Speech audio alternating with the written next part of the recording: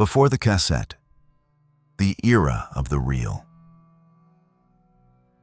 In the heart of 1958, listening to music at home was still almost a technical ritual, something that depended on large, heavy machines that were anything but friendly to the average citizen. Radio studios were full of open-reel tape recorders with their hypnotically spinning metal reels. But for most people, that was a distant world, an almost sacred territory entered only by technicians in lab coats or announcers with perfect voices. While in homes, anyone who wanted to record something had to resign themselves to expensive, bulky, and complicated equipment. The kind that took up half the living room furniture and demanded patience, knowledge, and a wallet that not everyone could afford. Magnetic tape already existed. The possibility of trapping sound on a reusable medium was real. But access to that magic was still limited, as if recorded music were a privilege rather than an everyday right. Before continuing, I am very curious to know from what part of the world and at what time you are joining tonight. I would love to read you in the comments, because deep down this story is also about that, about people scattered across the planet who, at different moments of the day, have always sought the same thing: an easier, closer, and more human way to live with music and with the recorded word.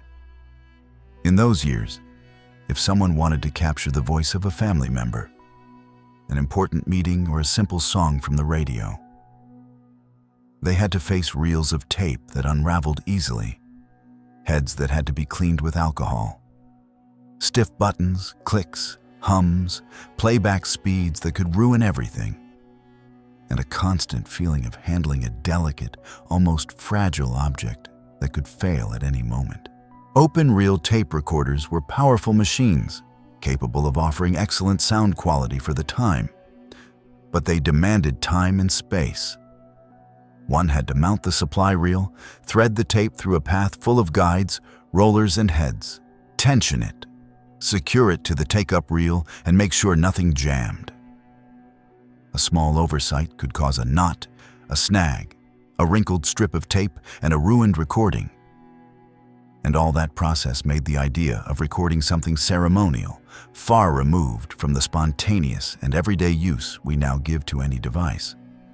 In that context, home recording was more of a technical hobby than a tool within everyone's reach, an amusement for those who enjoyed tinkering with electronics, while the rest limited themselves to listening to what others decided to record. In addition, size worked against them.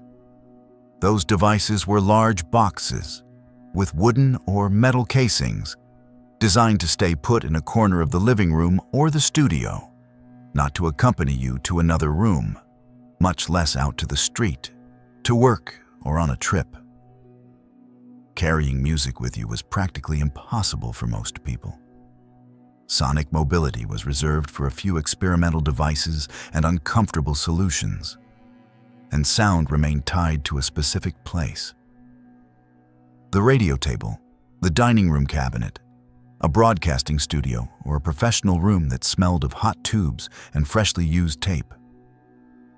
As a result, people's relationship with audio was passive. You turned on the device and accepted what the station offered. You put on a record and respected its order, with almost no room to intervene. Vinyl dominated the domestic musical experience, with its striking covers and the ritual of carefully placing the needle on the groove. And although the vinyl record was much more accessible than an open-reel tape recorder, it was still a rigid format, an object designed to be consumed, not to be modified, a medium that invited listening, but not recording, creating, or mixing. Magnetic tape, on the other hand, was reversible by nature.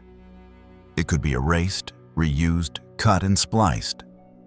But in practice, that potential remained locked inside those large devices that commanded respect, that intimidated, and that lectured the user. This is not a toy. This is a serious machine. Anyone who has ever handled an open reel setup knows that the experience is fascinating. but also understands why that technology could not become a mass standard. Tape tension had to be adjusted carefully. Transport speed defined recording quality. Heads wore down with use and maintenance was constant. So the idea that any person, without technical knowledge, could easily record the voice of their children, a studio session, a radio program, or an improvised message for the future still seemed very distant. Everything worked, yes, but it worked for those who accepted complexity as the price of entry. In the world of work, tape recorders were already used as professional tools. Broadcasters recorded advertising spots, speeches, and interviews. Companies documented meetings or dictations with dictation systems that were still large and expensive. And tape had found a stable place in offices, newsrooms, and studios, becoming an instrument to streamline processes, document decisions, and maintain an archive of voices and sounds.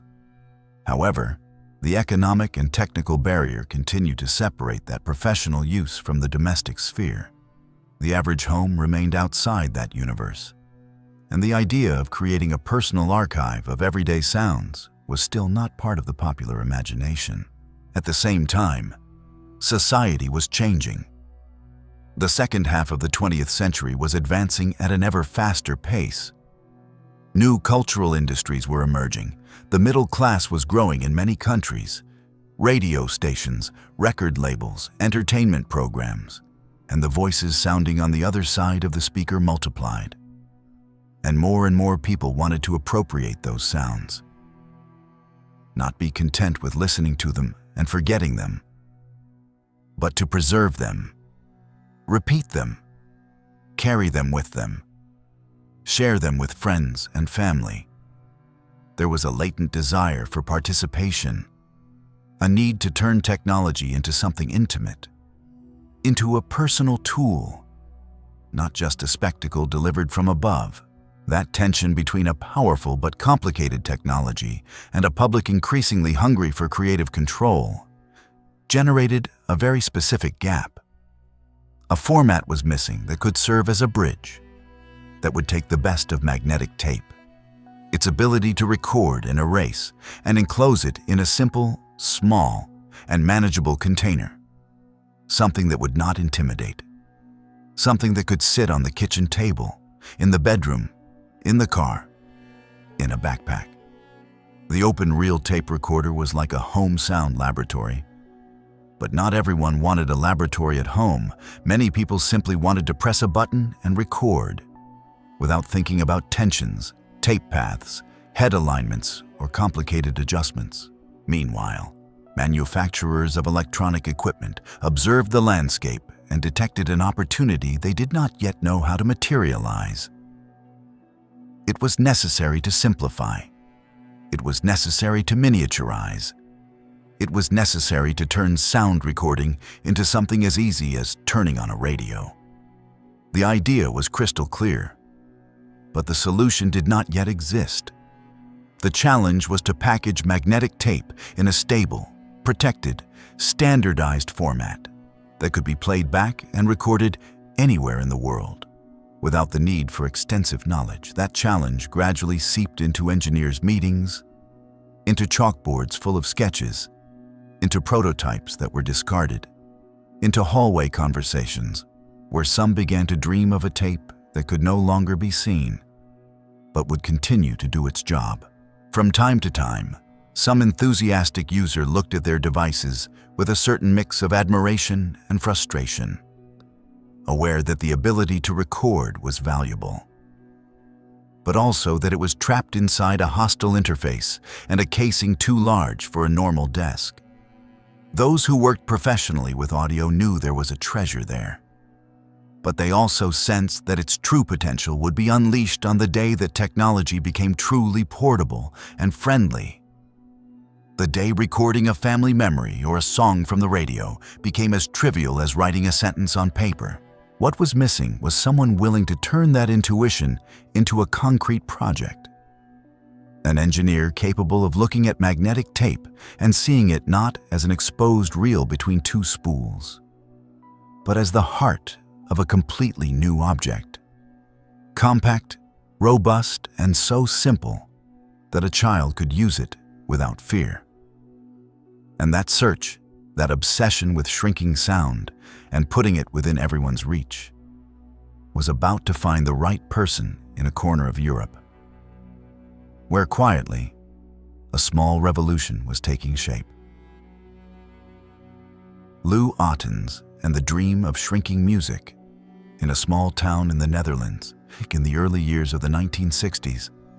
A calm-looking engineer grew a little more tired every day of seeing tables crowded with gigantic devices, heavy cables, and tangled mechanisms that seemed designed to keep the general public away from technology. And that engineer was called Lou Ottens, someone who, without making noise, was beginning to look at the world of sound with the impatience of a person who senses that the solution exists, but that no one has yet dared to draw it. He worked at Philips, a company that already played an important role in the development of consumer electronics in Europe.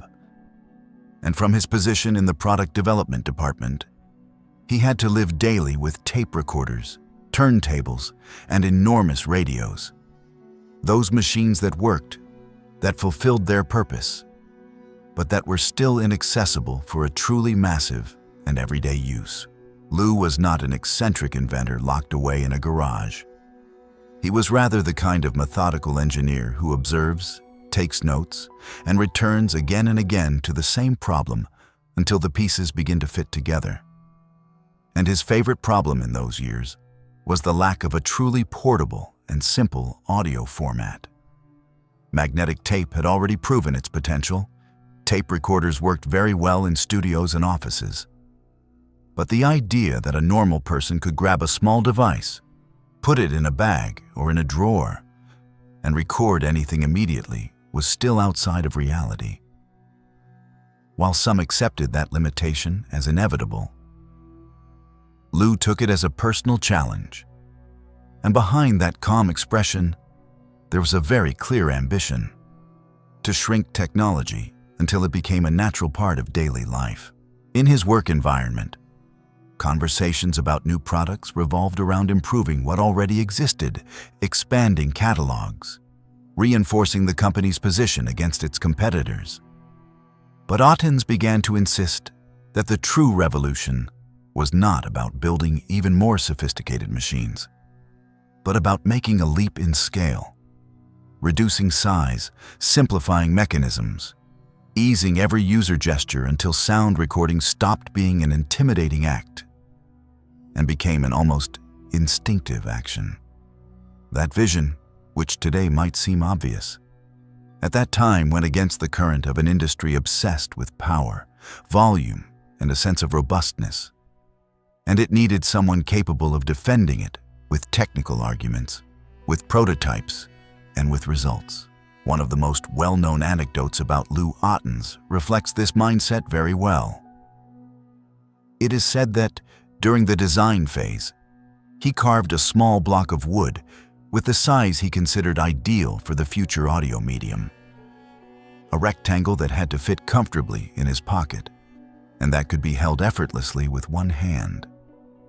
And from that block, the approximate dimensions of the format that would change the history of portable music were established. That piece of wood, seemingly insignificant, was in fact a declaration of principles, a physical manifesto that said, technology will have to adapt to people and not the other way around. From an entrepreneurship perspective, it is a very powerful gesture because it condenses an idea that many successful products share. Start with a user experience, with the context of use, and then force engineering to rise to the occasion. Within Philips, Ottens took on the leadership of a team tasked with developing a new type of portable recorder, something that could be used in the office to dictate letters and documents. But that would not be clumsy or dangerous in the hands of people without technical training. And that was the official starting point of the project. Although in his mind, it already went much further. The company wanted a practical device for the dictation and administration market, a product that could be sold to companies and professionals. While Lou began to imagine a universal format, a standard that anyone could embrace and that could, over time, serve both to record memorandums and to capture songs, familiar voices, or any moment worth preserving. In those work meetings, where tape thicknesses, types of plastic, mechanical tolerances, and manufacturing costs were discussed, there was a silent tension between corporate prudence and creative audacity. On one side, there was the need to control costs, ensure reliability, avoid excessive risks. On the other, the conviction that something radically different had to be done. Encapsulate the tape in a closed cartridge, protect it from dust, from inexperienced hands, from premature wear, and at the same time design a mechanism in which inserting and removing the medium would be as easy as sliding an object into a slot. Ottens pushed these ideas with the serenity of someone who knows that, if an elegant solution is achieved, the market will come later. As sketches and early prototypes advanced, key decisions had to be made that would define the future of the format. Precise dimensions, tape speed, type of magnetic tape, configuration of the internal reels, arrangement of holes and guides so that any manufacturer could understand the system. Here, the mindset of someone who is not only creating a product becomes clear, but a technical language, an alphabet that other companies will be able to read and replicate. Lou understood that real success depended on this new medium being standardizable, on it not being locked into a closed, overly protected ecosystem that would end up choking its expansion. That vision was mixed with a character trait that is very necessary in any innovation process: the ability to partially ignore the noise of the environment and keep focus on the problem one wants to solve. The audio world of those years was busy with new tubes, with improvements in speakers, with increasingly flashy radio furniture designs, and yet, in the middle of all that apparent noise of novelty, Ottens kept returning to the same point: size, simplicity, the feeling of control in the user's hands. Without that almost obsessive insistence, it is likely that the project would have dissolved into just another series of small adaptations of the open reel tape recorder, instead of becoming a frontal break with what was established. As the concept of the compact cartridge took shape, the first functional mock-ups began to appear, those pieces that still have imperfections, that make too much noise, that heat up where they should not, but that allow the idea to be seen materialized. For someone like Lou, each of those prototypes was proof that intuition was on the right path, that sound could be tamed in a space much smaller than what the industry considered acceptable, and that a recorder designed to sit on a secretary's desk or in an executive's office could end up, if the design was right, in a family living room or in a student's backpack. In that Phillips laboratory, decisions were being made that today we might describe as strategic on a global level. But at that time, they were simply design choices. Thickness of the plastic, type of windows that would allow the tape inside to be seen, position of the tabs that would indicate whether the tape was still recordable or protected against writing. All that microarchitecture had a direct consequence on the future experience of millions of people, because it defined how comfortable it would be to handle that object, how much confidence it would generate, how intuitive it would be to tell one side from the other or to know when recording time was running out. Beneath that layer of technical details, the question that had guided Lou from the beginning remained alive: how to make recording and playing sound feel like something natural, almost every day, to the point that any person, without a manual, without training, could understand the device in a matter of seconds. In that search, the initial wooden block was still present, sometimes on the desk, sometimes in the pocket, reminding him that the goal was not to make a spectacular machine for technology fairs, but a humble, compact object designed to be used many times a day without anyone having to think about it too much. Slowly, the project left the closed circle of the laboratory and began to be considered a real bet by the company, something that deserved to be presented to the world in an international showcase. The prototypes were refined, the casings began to look more polished, resistance and sound quality tests were carried out. Mechanisms were adjusted, recorders were redesigned around this new cartridge, and without the general public knowing it yet, that personal obsession of a Dutch engineer was turning into a product ready to cross borders and to stand before thousands of visitors at a technology fair that would officially mark the beginning of a new stage for recorded music. 1963, the birth of the compact cassette. When the year 1963 arrives, the city of Berlin becomes, for a few days, a showcase of the future, a kind of sonic display window where the major electronics brands compete to draw attention with imposing loudspeakers, radios with spectacular designs, and tape recorders that occupy half a stand.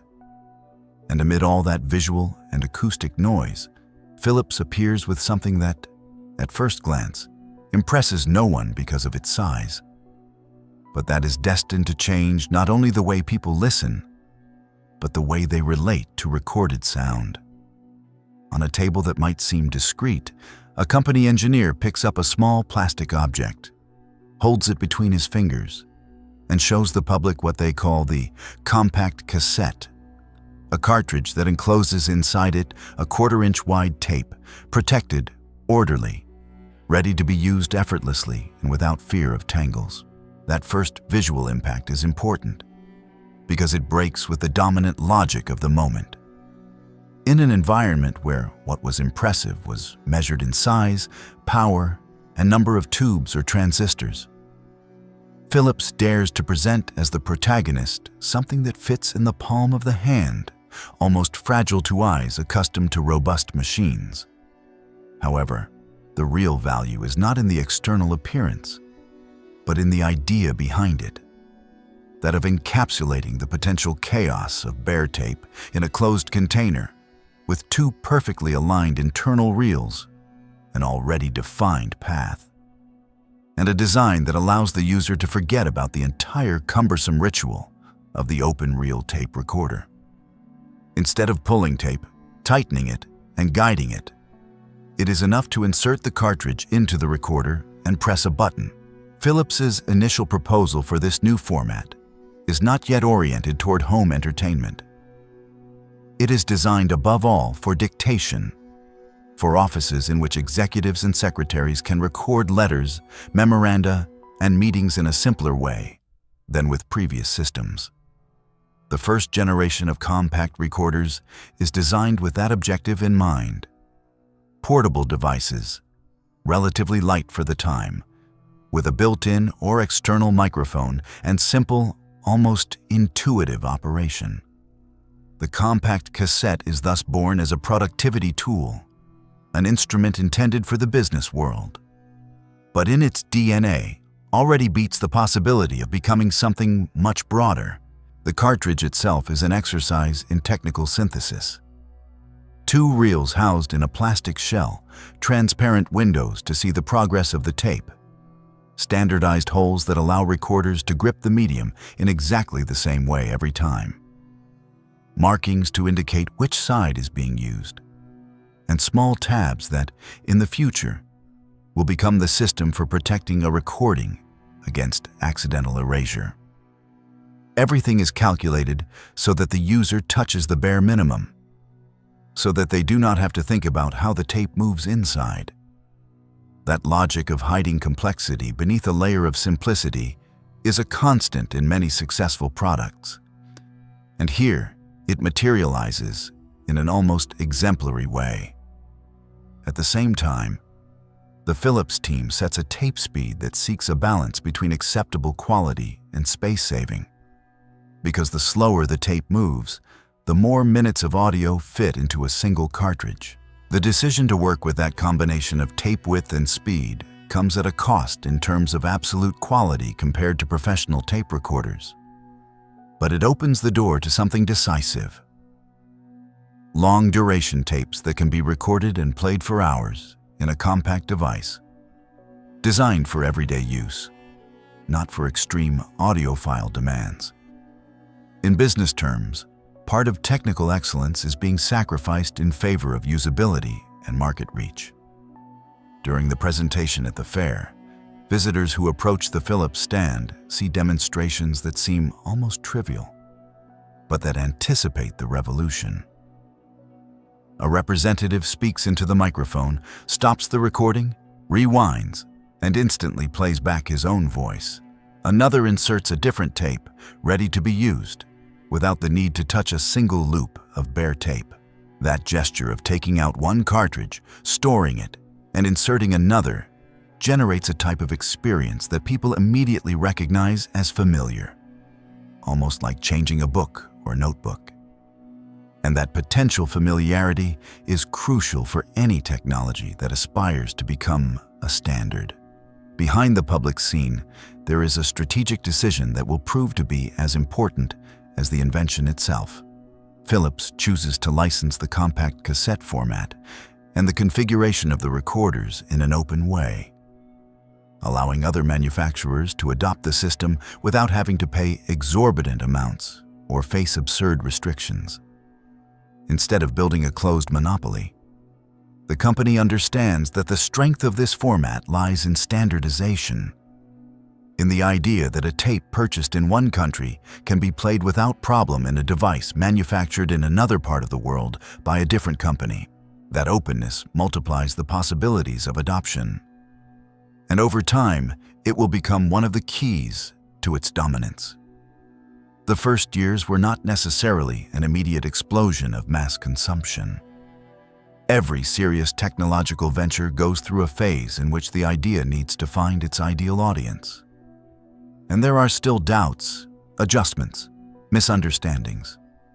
The compact cassette begins its life as a near-niche solution, positioned in the office world.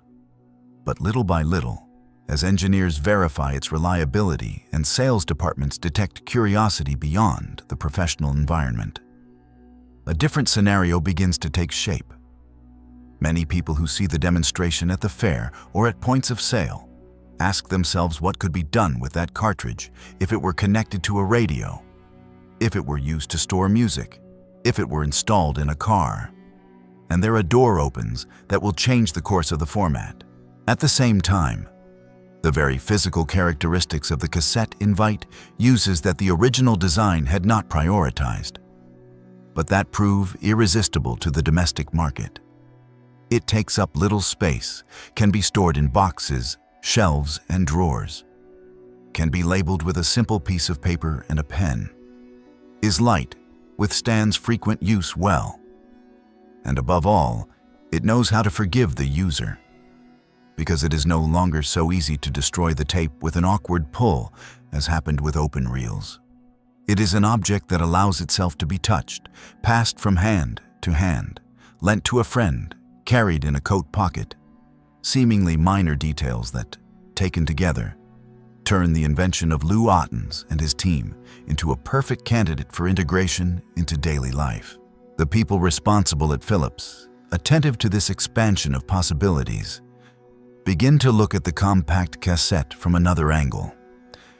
They stop seeing it only as a dictation tool and begin to imagine it as a medium for pre-recorded music, as a packaged cultural product, ready to be sold in record stores alongside vinyl records. For this to work, some things still need to be adjusted. Improving tape quality, refining playback, developing recorders and players more oriented toward leisure consumption. But the seed is already planted. The format exists, is manageable, works, and can be manufactured in series at reasonable costs. What happens at that Berlin Fair of 1963?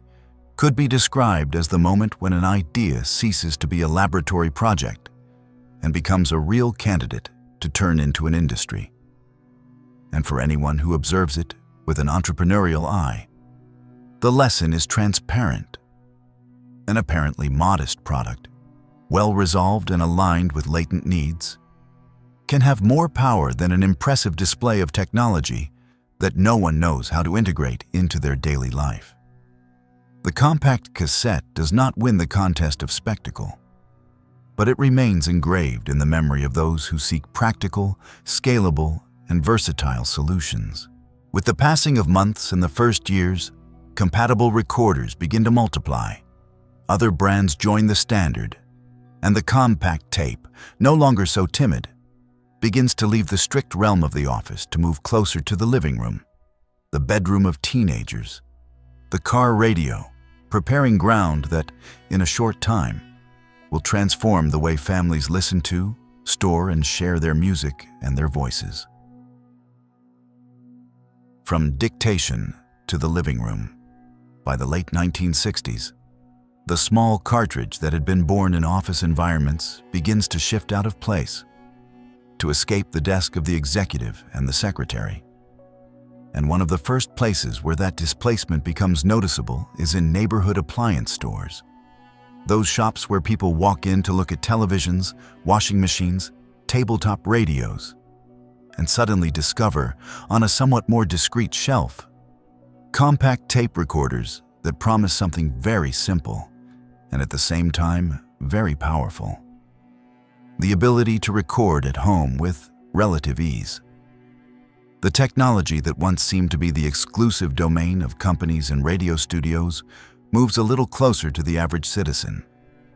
And although advertising insists on its usefulness for dictating letters or memorizing notes, many people begin to imagine other uses related to family life, hobbies, and entertainment.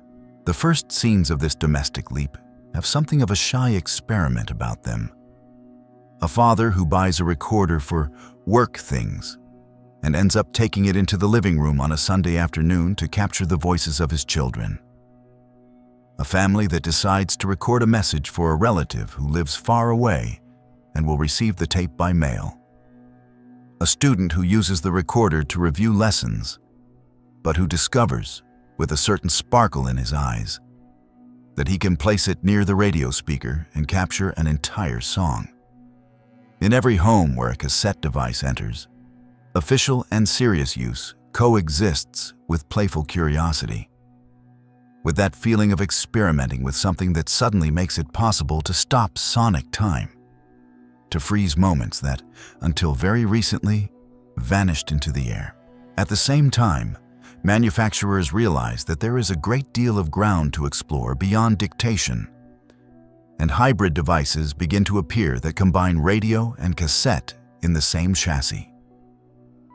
The first radio cassette players that allow listeners to tune into a station and, with a single button, capture the program, song, or interview that is playing at that very moment. That union between live broadcast and home recording changes the dynamics of listening, because the audience ceases to be completely fleeting. It is no longer condemned to lose a song forever if it has to leave the house at that moment. Now there is the possibility of saving it on a tape and returning to it as many times as desired.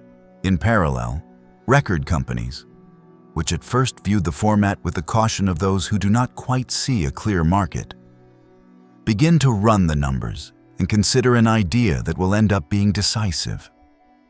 If the cartridge already exists, if there are already recorders and players in circulation, why not offer the music directly packaged on that medium, with controlled quality and covers designed for the new format?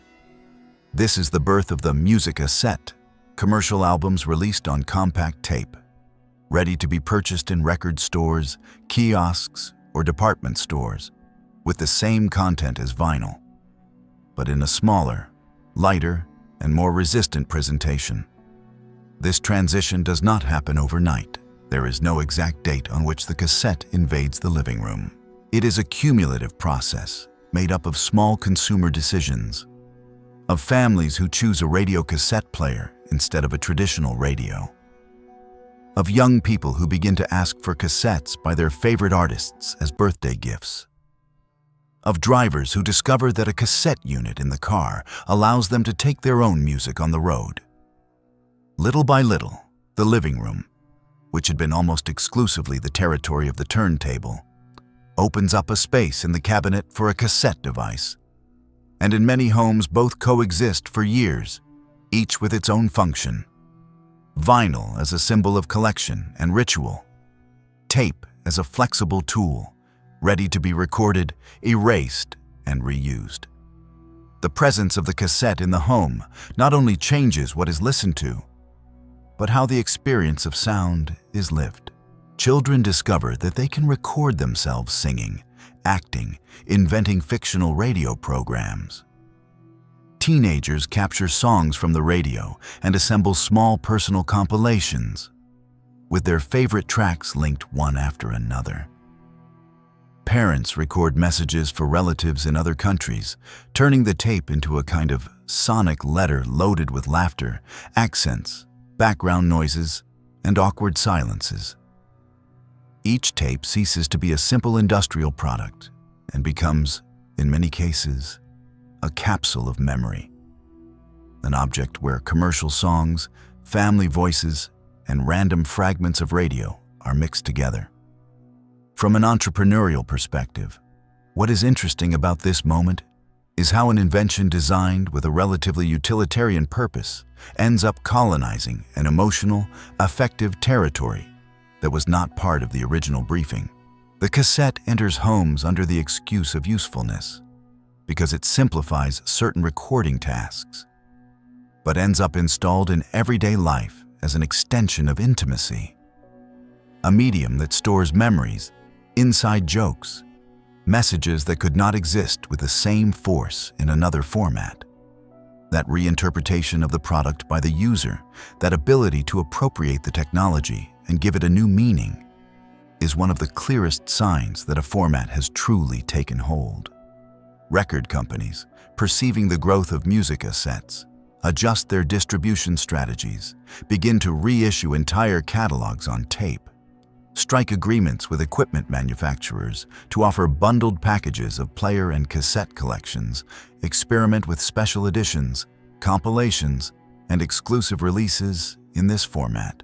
Stores, for their part, reorganize shelves, create specific cassette sections, design display systems that take advantage of the small surface of the covers, and encourage customers to browse, compare, and choose with the same natural ease with which they once flipped through vinyl sleeves. That physical presence, multiplied across thousands of points of sale, consolidates the idea that the cassette is no longer a temporary guest, but a stable actor on the musical scene. In homes, the situation becomes even more interesting when the cassette is combined with the concept of the modular sound system, those towers that integrate amplifier, radio tuner, turntable, and one, sometimes two, cassette decks. The dual deck, in particular, opens the door to new practices, copying tapes from one side to the other, duplicating an album for a friend, editing compilations from two different sources, playing with pauses, mixes, and song order. What at first was simply the ability to play and record is transformed into a small, domestic laboratory of sound editing, where the user's creativity takes center stage. Radio plays a fundamental role here as an ally of the cassette. Music programs become inexhaustible sources for those who want to feed their homemade tapes. Entire afternoons are organized around the expectation that the host will play that song one feels like recording. Small rituals of patience and reflexes develop. With a finger poised over the record button, trying to prevent the presenter's voice from slipping too much into the beginning or the end of the track. The listener ceases to be a passive receiver and becomes a kind of hunter of moments, alert to the opportunity to trap them on tape. In many countries, and especially in contexts where access to original records was expensive or limited, the cassette takes on an even more prominent role because it allows musical libraries to be built from copies, exchanges, and radio recordings that would otherwise be inaccessible. A whole informal economy of tape swapping, lending, and recording on request emerges, anticipating dynamics that years later will be repeated in other formats and platforms, but that at that moment feel absolutely fresh, closely tied to the everyday reality of neighborhoods, schools, offices, and universities. Meanwhile, manufacturers continue refining the product, improving tape materials, perfecting transport mechanisms, adding functions to recorders such as fast-track search, turn counters, or noise reduction systems. Each technical improvement fuels wider adoption because it reduces problems, minimizes failures, and reinforces a sense of trust in the format. When a technology constantly fails in a household, people grow tired of it and abandon it.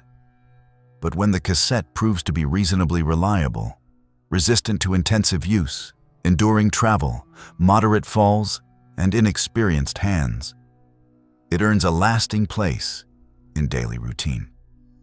With the cassette fully installed in living rooms, bedrooms, and cars, the landscape of recorded audio enters a new phase in which the small plastic cartridge is no longer alone.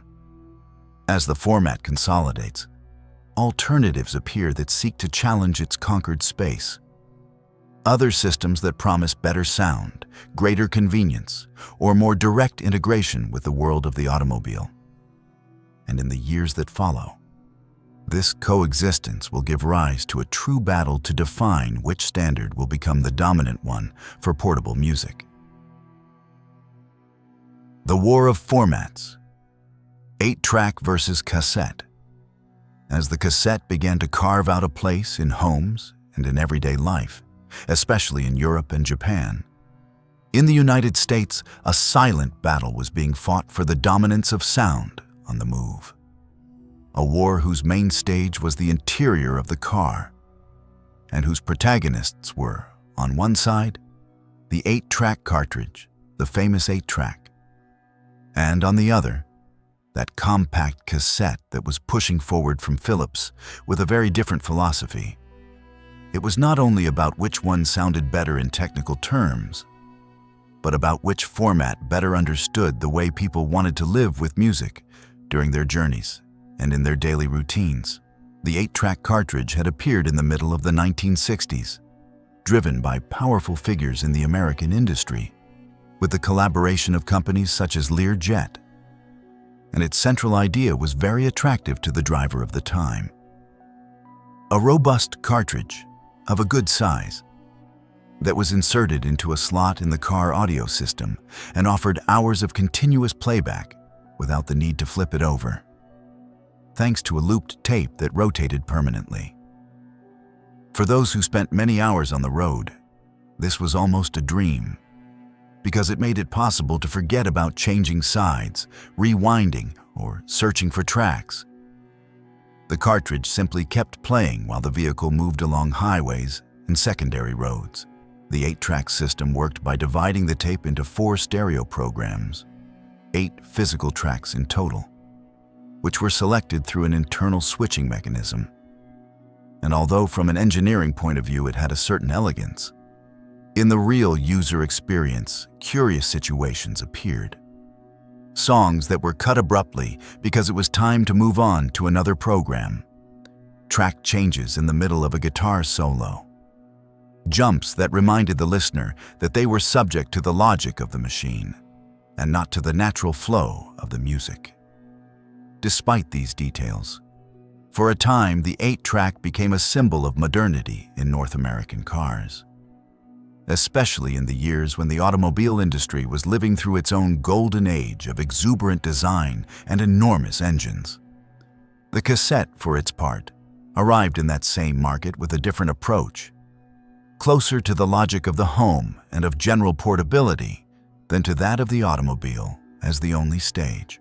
Its reduced size, its ability to be recorded and erased at home, The possibility of manufacturing compact radio cassette players that could go from the living room to the car, from the bedroom to the garage, gave it a flexibility that the 8-track, more closely tied to fixed installations, did not have. In the early years, however, the cassette suffered from a clear disadvantage.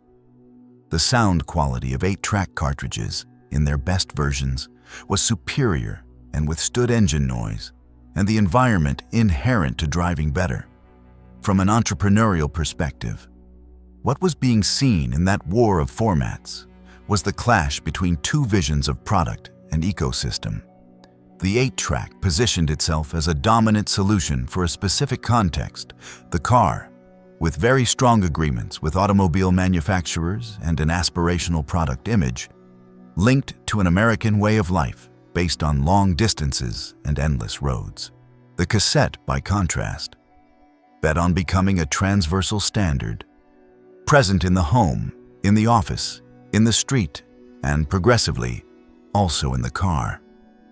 Supported by its open character and by the possibility that any manufacturer, in different countries, could develop compatible players and recorders without depending on restrictive licenses. For several years, coexistence between both formats was intense. In the United States, it was common for a mid-range or high-end car to offer an 8-track player as an option, while in other markets, the cassette was gaining ground as the natural choice. Many artists released their albums in both formats, and stores had to decide how much space to dedicate to each system on their shelves. Seen from the outside, the battle seemed balanced, but in the background factors were accumulating that would little by little tip the scales. Manufacturing cost, ease of home recording, the physical size of the medium, and the cassette's ability to integrate into increasingly smaller devices. One of the weak points of the 8-track lay in its own mechanical nature.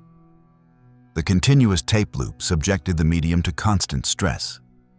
The track change mechanisms could wear out and generate noise and failures, and the very size of the cartridge limited the miniaturization of equipment. In addition, for the home user, the possibility of recording was neither as accessible nor as obvious as in the case of the cassette, where from the beginning recorders allowed the creation of compilations, the copying of vinyl records, or the recording of radio programs. In practice, the 8-track was above all a playback format, dominated by pre-recorded content, while the cassette consolidated itself as a creative tool in the hands of the public. As the 1970s progressed, audio equipment manufacturers began to perceive that the great opportunity was not in controlling a single context, such as the car, but in accompanying the user through different moments of the day with the same medium. A radio cassette player could be on in the kitchen in the morning, travel to the workshop in the afternoon, and with an adapter or a suitable installation, play in the car at night, always with the same tape. That continuity of use created an emotional bond with the cassette that the 8-track, confined mostly to the automobile dashboard, did not manage to replicate with the same intensity. In parallel, the cassette industry improved its technical quality, adjusted tape formulations, refined mechanisms, and prepared the ground for noise reduction systems and new magnetic alloys that would raise the sound standard to levels that previously seemed unattainable in such a small format. By reducing distortion, increasing frequency response, and controlling the annoying background hiss, the cassette closed the gap that separated it from the 8-track in terms of listening experience. And when the difference stopped being so clear, other factors such as convenience, size, and home recording began to weigh more heavily.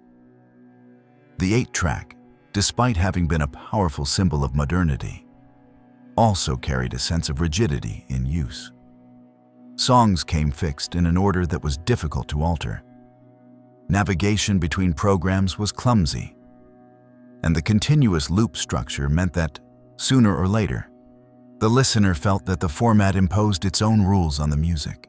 The cassette, with its two clearly differentiated sides, its rewind and fast forward, its growing compatibility with double-deck equipment, and its ability to adapt content to the user's tastes, offered a greater sense of control, of a device at the service of the person and not the other way around.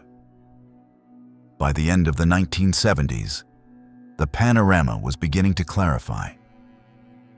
While the 8-track was starting to show signs of exhaustion and declining sales, the cassette was expanding into new sectors, strengthening its presence in automobiles, portable equipment, and home high-fidelity systems, and becoming the preferred choice of many record labels for their releases.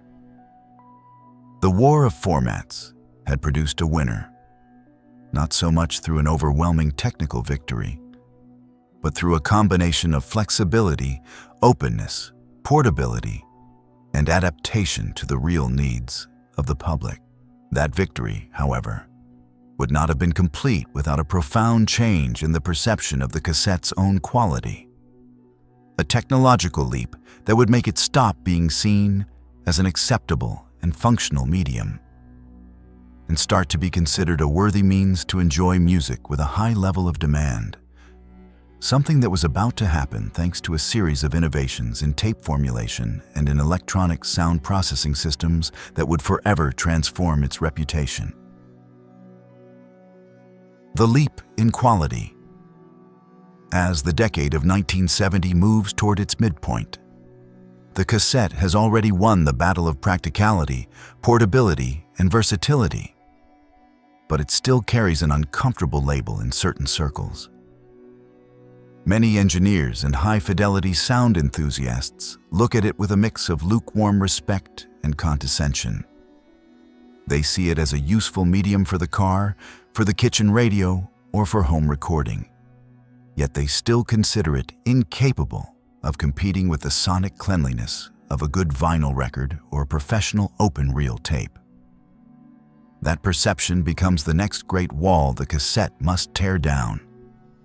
And the way to do it will not be through a spectacular gesture, but through an accumulation of quiet advances, improvements in the tape itself and in the electronics of the equipment that, taken together, will create a completely different sensation in the ears of users. At the heart of this leap in quality lies the magnetic tape itself. That brown strip that always seems the same to untrained eyes, but which in reality is a field of continuous experimentation. The first commercial cassettes were based on relatively simple iron oxide formulations, sufficient for dictation and basic domestic use, though with a clear limit in frequency response and background noise. Brands then begin to investigate new mixtures, and the so-called chrome tapes appear, which are actually formulations based on chromium dioxide, with a finer magnetic structure capable of registering high frequencies more precisely.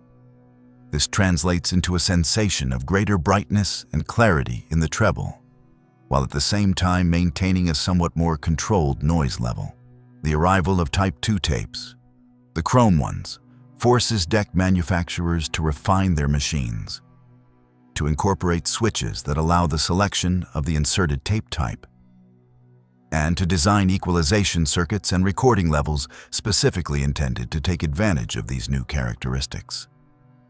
Once again, the ecosystem dynamic that surrounds the cassette becomes evident. The medium pushes devices to evolve, and the devices, by offering better signal handling, encourage users to invest in higher quality tapes. The scene repeats itself in living rooms around half the world, where someone proudly shows a collection that no longer consists only of ordinary tapes, but also includes those special chrome cassettes that promise better sound and that, even on an aesthetic level, display more sophisticated shells and graphics. The next step in this climb is the appearance of metal tapes, the Type 4 ones, designed to withstand higher recording levels and to offer an even broader response, bringing the cassette experience closer to what was expected from professional media. These tapes use pure metal particles or advanced alloys, capable of handling more intense magnetic fields without saturating so quickly, which allows the recording of passages with greater dynamics, more forceful drum hits, more defined bass, and voices that hold firm even in complex passages. Suddenly, the idea of making a copy of a vinyl record onto cassette no longer sounds like resignation, but like a reasonable option for those who want to enjoy music with quality without depending on the turntable at every moment. While tape chemistry evolves, another key piece enters the picture on the electronics front: noise reduction systems. Anyone who has listened to tapes from the earliest generations will remember that constant background hiss, that shh sound that accompanies the music in moments of silence, and that, although acceptable for many uses, was very annoying for those seeking a cleaner listening experience. This is where Dolby comes onto the scene, with its signal compression and expansion systems that act on the frequencies most sensitive to noise and manage to make the hiss far less noticeable during playback. The famous Dolby B logo begins to appear on the front panels of many cassette decks, becoming a symbol of modernity and a commitment to quality. The appeal of the Dolby system, in its different B and C variants, lies in the fact that it does not simply apply a crude filter, but works intelligently with the signal, boosting certain parts during recording and then attenuating them during playback, so that the noise that seeps into that range is also reduced. For the end user, who may not understand the technical details, the effect is immediate. When play is pressed, the background is cleaner, musical details are perceived with greater sharpness, and the silences between songs or in soft passages are no longer contaminated by that constant breathy noise. This perceptual leap contributes enormously to the cassette no longer being seen as a compromise solution and moving closer to the idea of high fidelity, a label that until then had seemed too large for it. Equipment manufacturers, aware that quality is beginning to become a sales argument as powerful as portability, launch a race to offer increasingly precise decks, with better playback and recording heads, more stable transport mechanisms, and fine alignments that ensure optimal contact between tape and head. Models appear with 3 heads that allow real-time monitoring of the recording, front-loading decks with smooth and quiet mechanisms, recording-level control systems with needle meters or light-emitting diodes that invite the user to fine-tune their settings as if working in a miniature studio. Each of these details reinforces the idea that the cassette is no longer a toy, but a serious tool for those who enjoy caring for sound. In this context, a very significant change in attitude appears among the average music lover. The figure emerges of the enthusiast who takes the creation of their own high-quality copies seriously, who invests in chrome or metal tapes, who learns to properly adjust recording levels to avoid saturation, who experiments with equalization, and who values being able to carry a very decent version of their favorite album on a cassette that sounds good, both on the living room system and in the car. The pleasure is no longer only in owning the original record, but in the process of turning that vinyl or that sound source into a very well-recorded tape that can travel anywhere with them. This technological and cultural leap has a direct effect on the music industry, which sees the cassette cease to be merely a secondary format and become a distribution channel capable of satisfying even demanding customers. Official tape editions begin to be advertised proudly, highlighting the use of high-quality tape and compatibility with Dolby systems. And there are even labels that prepare masters optimized specifically for this medium, aware that it is no longer just about adapting vinyl, but about taking advantage of the particularities of the cassette to offer an attractive experience. The format thus consolidates itself both in industrial production and in the sphere of personal copying. At the same time, Advances in size and energy consumption in electronics open a door that will have enormous consequences for the way people live music. Decks begin to shrink, more compact designs appear, lighter mechanisms, and all that refined engineering that once occupied half a shelf in a cabinet is gradually compressed until it fits into devices that can be held in one hand. Sound quality is no longer at odds with the possibility of moving around, going outside, carrying music close to the body while walking, working, or traveling. At that point, the cassette finds itself in a privileged position because it has finally managed to balance the triangle between practicality, versatility, and perceptible quality for most listeners. And that balance will be the perfect ground for the emergence of a new type of device that will change not only the history of technology, but the way millions of people experience their daily lives accompanied by a portable soundtrack. Walkman. The cassette becomes freedom.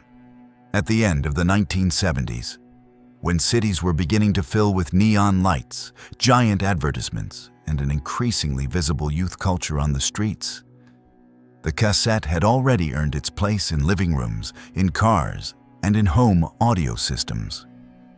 But it was still missing a decisive step to become something truly intimate. Something that would accompany people in their daily routines like an extension of their own mood.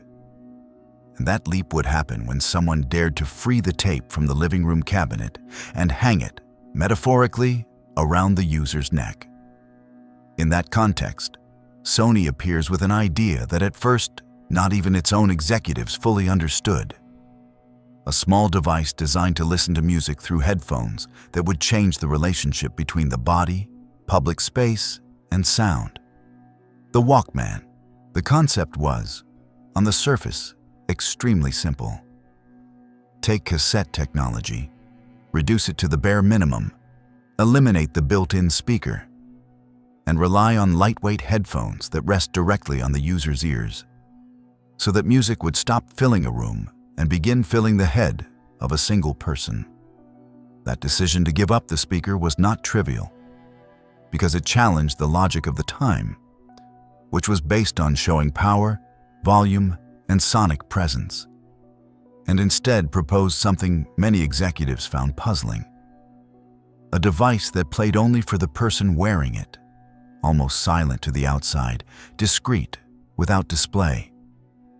Sony's bet was to trust that there was a generation eager to have total control over its personal soundtrack, even if that meant partially isolating itself from its surroundings. When the first Walkman reaches the market, at the beginning of 1979, the impact is not measured so much in immediate sales figures as in the cultural gesture that begins to appear on the streets.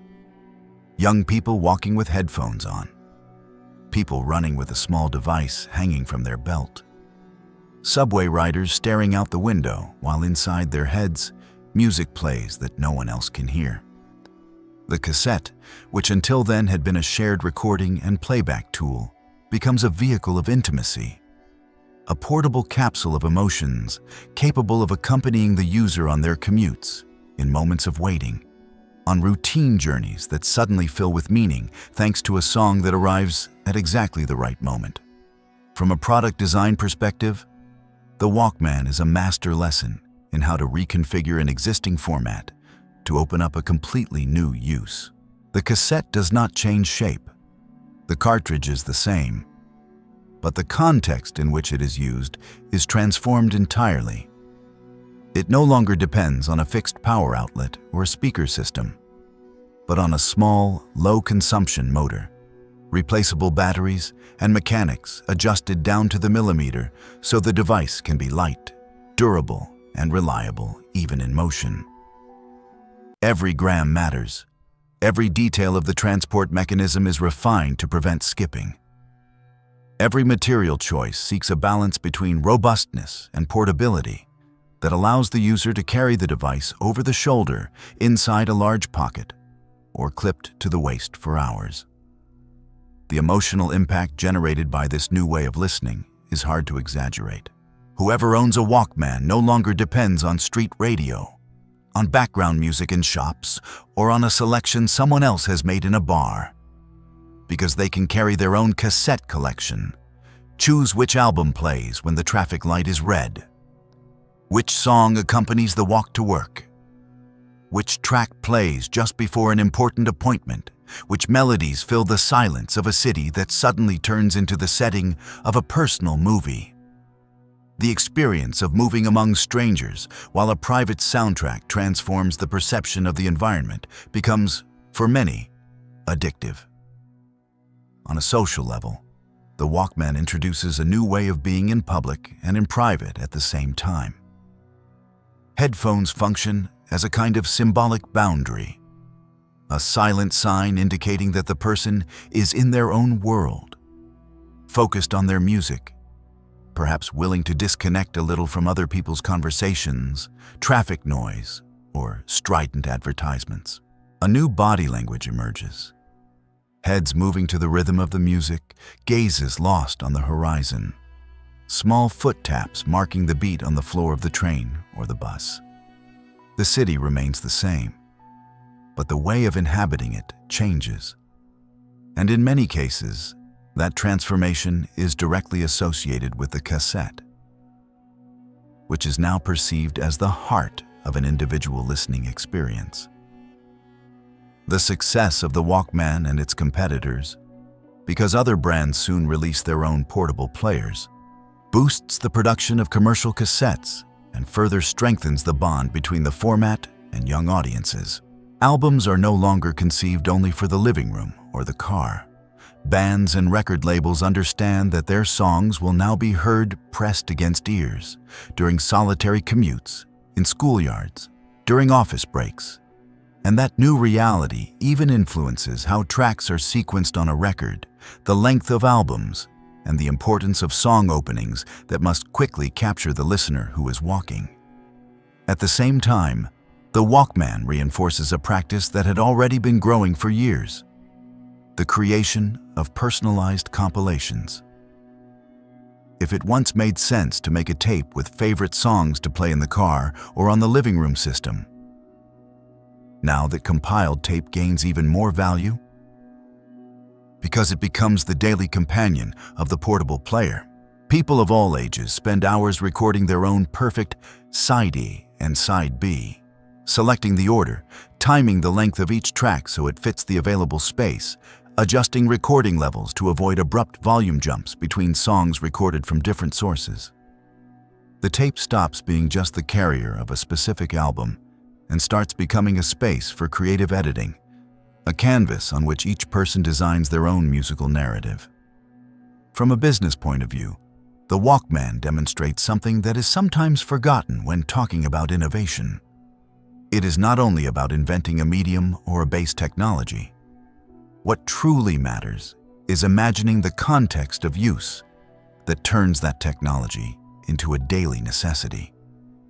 The cassette had existed for years, with its improvements in quality and its multiple applications.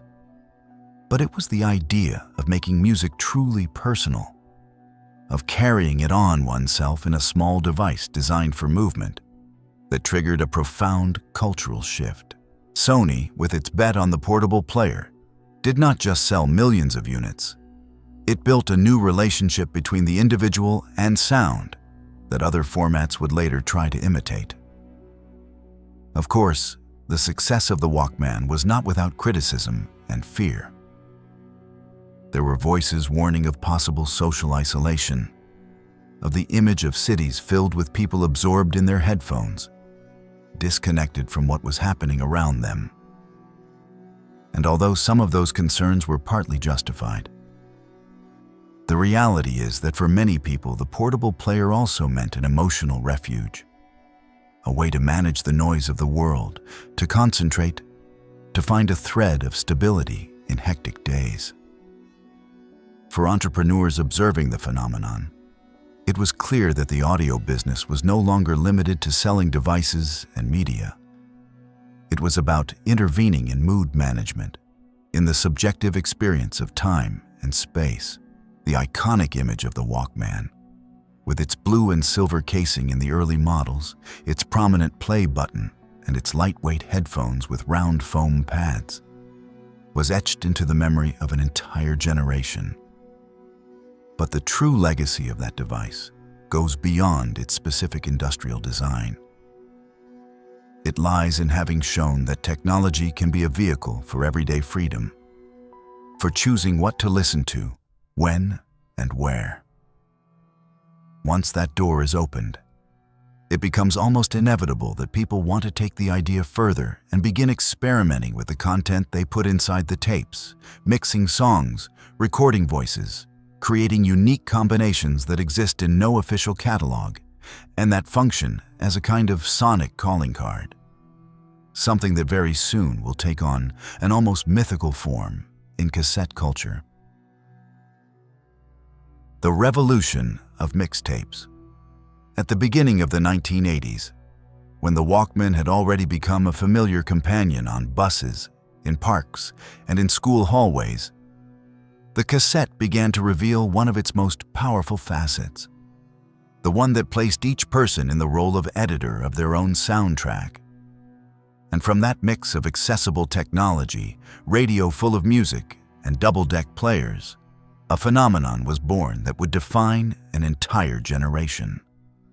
The mythical compilation tapes. The mixtapes that turned a simple plastic cartridge into an intimate portrait of the person who recorded it. The cassette stopped being a container for official albums and became a sonic canvas on which anyone could compose their own story using other people's songs. The process began long before pressing the record button. It started in the mind of the person considering making a special tape, perhaps for themselves, perhaps for someone they wanted to impress. And there a kind of internal script emerged in which the tone, the rhythm, and the emotion of each side of the tape were decided. There were mixed tapes designed for a long journey, with tracks that sustained energy for hours. Others were meant to accompany a breakup, a night of studying, a specific summer, and every decision of order and selection turned the creator into a small creative director, working with an almost infinite sonic catalog. Stolen from the radio, copied from vinyl records, or taken from other tapes. In practice, assembling a mixtape was an exercise in patience and precision that many remember almost as an initiation ritual, a small training in creative discipline. It was necessary to calculate the total length of the tape, to know how many minutes each side offered, to mentally add up the duration of the chosen songs, or, in more meticulous cases, to write everything down on paper and adjust until the very last possible second so that the music would use the space to the maximum without being cut off. When a track ended with a few seconds of empty tape, some accepted it as a small pause, and others experienced it as a failure of planning. So they went back, changed the order, replaced tracks, and repeated the process until the result satisfied them. The emotional component of these tapes went far beyond the sum of the songs they contained. A mixtape could be a declaration of intent, a way of saying, "This is who I am," without writing a single line. A method of communicating tastes, moods, hidden messages embedded in lyrics and titles. Whoever received a tape made especially for him or her understood that behind it there were hours of listening, of selection, of testing, of decisions that were not taken lightly. Because recording meant investing time, using up tape, sometimes losing a take if someone entered the room, or if a radio advertisement played at the worst possible moment. That effort turned the tape into a gift with enormous symbolic weight. The analog part of the ritual reinforced that sentimental charge. Writing the titles by hand on the small paper that accompanied the cassette. Taking care with handwriting, making decisions about what information to include and what to leave as mystery. Adding drawings, notes, messages in the margins. All of this transformed the object into a unique, unrepeatable piece. A prototype of what shared playlists would be decades later. but with a physical presence that could not be replicated with a click. Having a box full of tapes on a shelf was like keeping an archive of memories, a collection of chapters of one's own life organized in blocks of plastic. From an entrepreneurial perspective, the mixtape phenomenon reveals something fascinating. How a product designed to play back and record becomes, in people's hands, a space for creation, a narrative tool that escapes the use originally intended by companies. No one at Philips or at Sony wrote into the business plan that users would spend entire afternoons designing personalized compilations, exchanging them as if they were intimate letters, building small exchange networks where the value was no longer only the quality of the device, but the story contained in each tape. This overflow of use is one of the clearest indicators that a technology has truly taken root in culture. At the same time, mixtapes became a quiet engine for entire musical scenes. In many neighborhoods, especially in those where buying all the original records was difficult, there were people who earned a small income recording tapes on request, assembling compilations of current hits, romantic songs, or rare tracks that were hard to find. These home-based micro-entrepreneurs acted as curators before the word became fashionable. They knew their clients' tastes, suggested tracks, organized the sequence so the tape made sense from beginning to end, and proved that with a double deck and good judgment, it was possible to build a small business around home editing. Radio played a fundamental role as a source of content for these compilations. Special premiere programs, weekly charts, thematic late-night shows became hunting grounds for those who wanted to feed their tapes with the latest releases. The moment of pressing record when that awaited song came on was a gesture loaded with adrenaline, a mix of reflex and hope, because any distraction could ruin the take. When a clean recording was achieved, without too much of the announcer's voice over it, that track became a small trophy, a valuable piece within the mixtape, which would later be listened to again and again on the Walkman or on the living room system. In the most intimate sphere, mixtapes came to function as a kind of sentimental language for many teenagers and young adults. A tape sent by mail or handed over in person could say things that were difficult to verbalize in a direct conversation, suggest affection, complicity, desire, through carefully chosen lyrics and musical atmospheres. There were tapes that were played on loop after a single phrase written on the cover. Tapes that marked the beginning of a relationship. Tapes that remained stored in a box for years after a breakup. In those cases, the cassette transcended its condition as a consumer product and became an encapsulated, emotional chapter. All of this movement also had an effect of creative empowerment that did not stop with the listener, but extended very close to musicians, DJs, and small producers. Many future sound professionals began by tinkering with cassettes, cutting and splicing fragments, mixing sources, testing transitions between tracks, learning, almost without realizing it, the fundamentals of editing, rhythm, and the construction of a coherent sonic narrative. The mixtape was their first recording studio, a cheap laboratory in which to experiment without major risks, with the sole investment of time, ingenuity, and a handful of blank tapes. Over time, these same practices of recording, copying, sharing, and transforming content would become organized in a more deliberate and collective way. And what began as an almost spontaneous gesture in individual bedrooms would end up feeding much broader exchange networks. Entire scenes that would use the cassette as the main medium for distributing their music, their ideas, and their cultural movements. Cassette culture. By the end of the 1970s and throughout the 1980s, while the major record labels filled shop windows with vinyl records and official cassettes by the artists of the moment, in a quieter but incredibly vibrant layer, a worldwide network was beginning to take shape. Made of messy bedrooms, living rooms turned into improvised studios and kitchen tables taken over by double cassette decks, stacks of blank tapes and colored markers. And from that mix of technical precariousness and creative ambition was born what many would call cassette culture. A parallel culture in which experimental groups, neighborhood bands, poets, activists, fanzine makers, and curious minds from all over the planet use the cassette as their main tool to create, duplicate, and distribute their work without asking permission from anyone.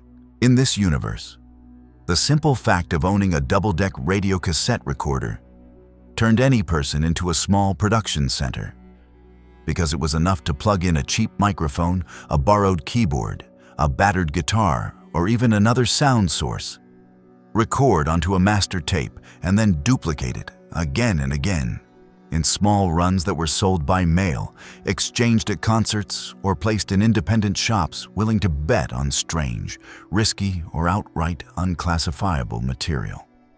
The barrier to entry was so low compared to the cost and complexity of releasing a vinyl record that thousands of people who would never have had access to professional studios suddenly found a viable path to take their music out of the bedroom and let it travel.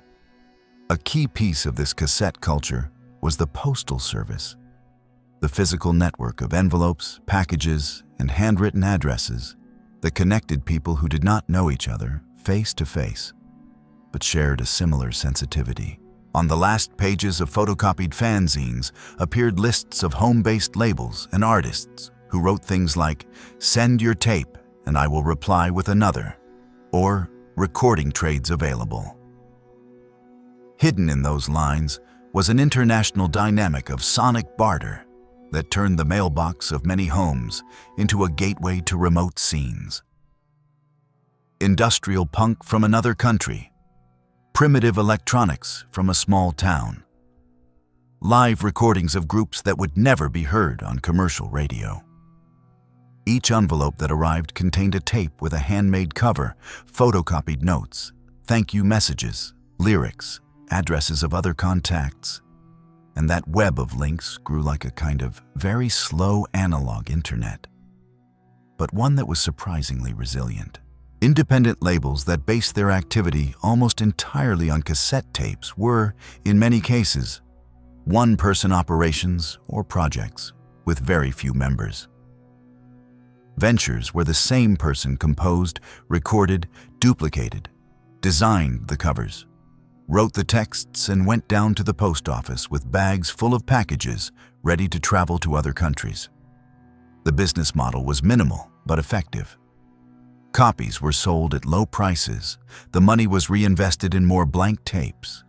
Another double deck was bought when the previous one died from exhaustion. Small consignments were negotiated with record shops. And all of this built an ecosystem of creative micro-enterprises that lived alongside the large structures of the industry, without competing head-on, but gradually chipping away at their monopoly over who could be heard.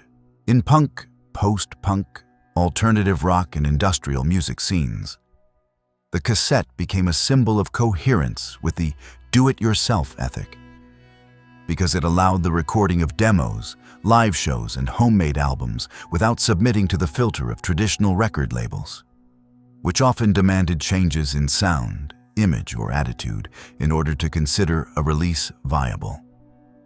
Here, instead, a band could document a noisy concert in a basement, release 100 or 200 cassette copies with a black and white photocopied cover, and begin to circulate through alternative circuits, van tours, self-managed festivals, and exchange networks that valued honesty and energy more than technical perfection.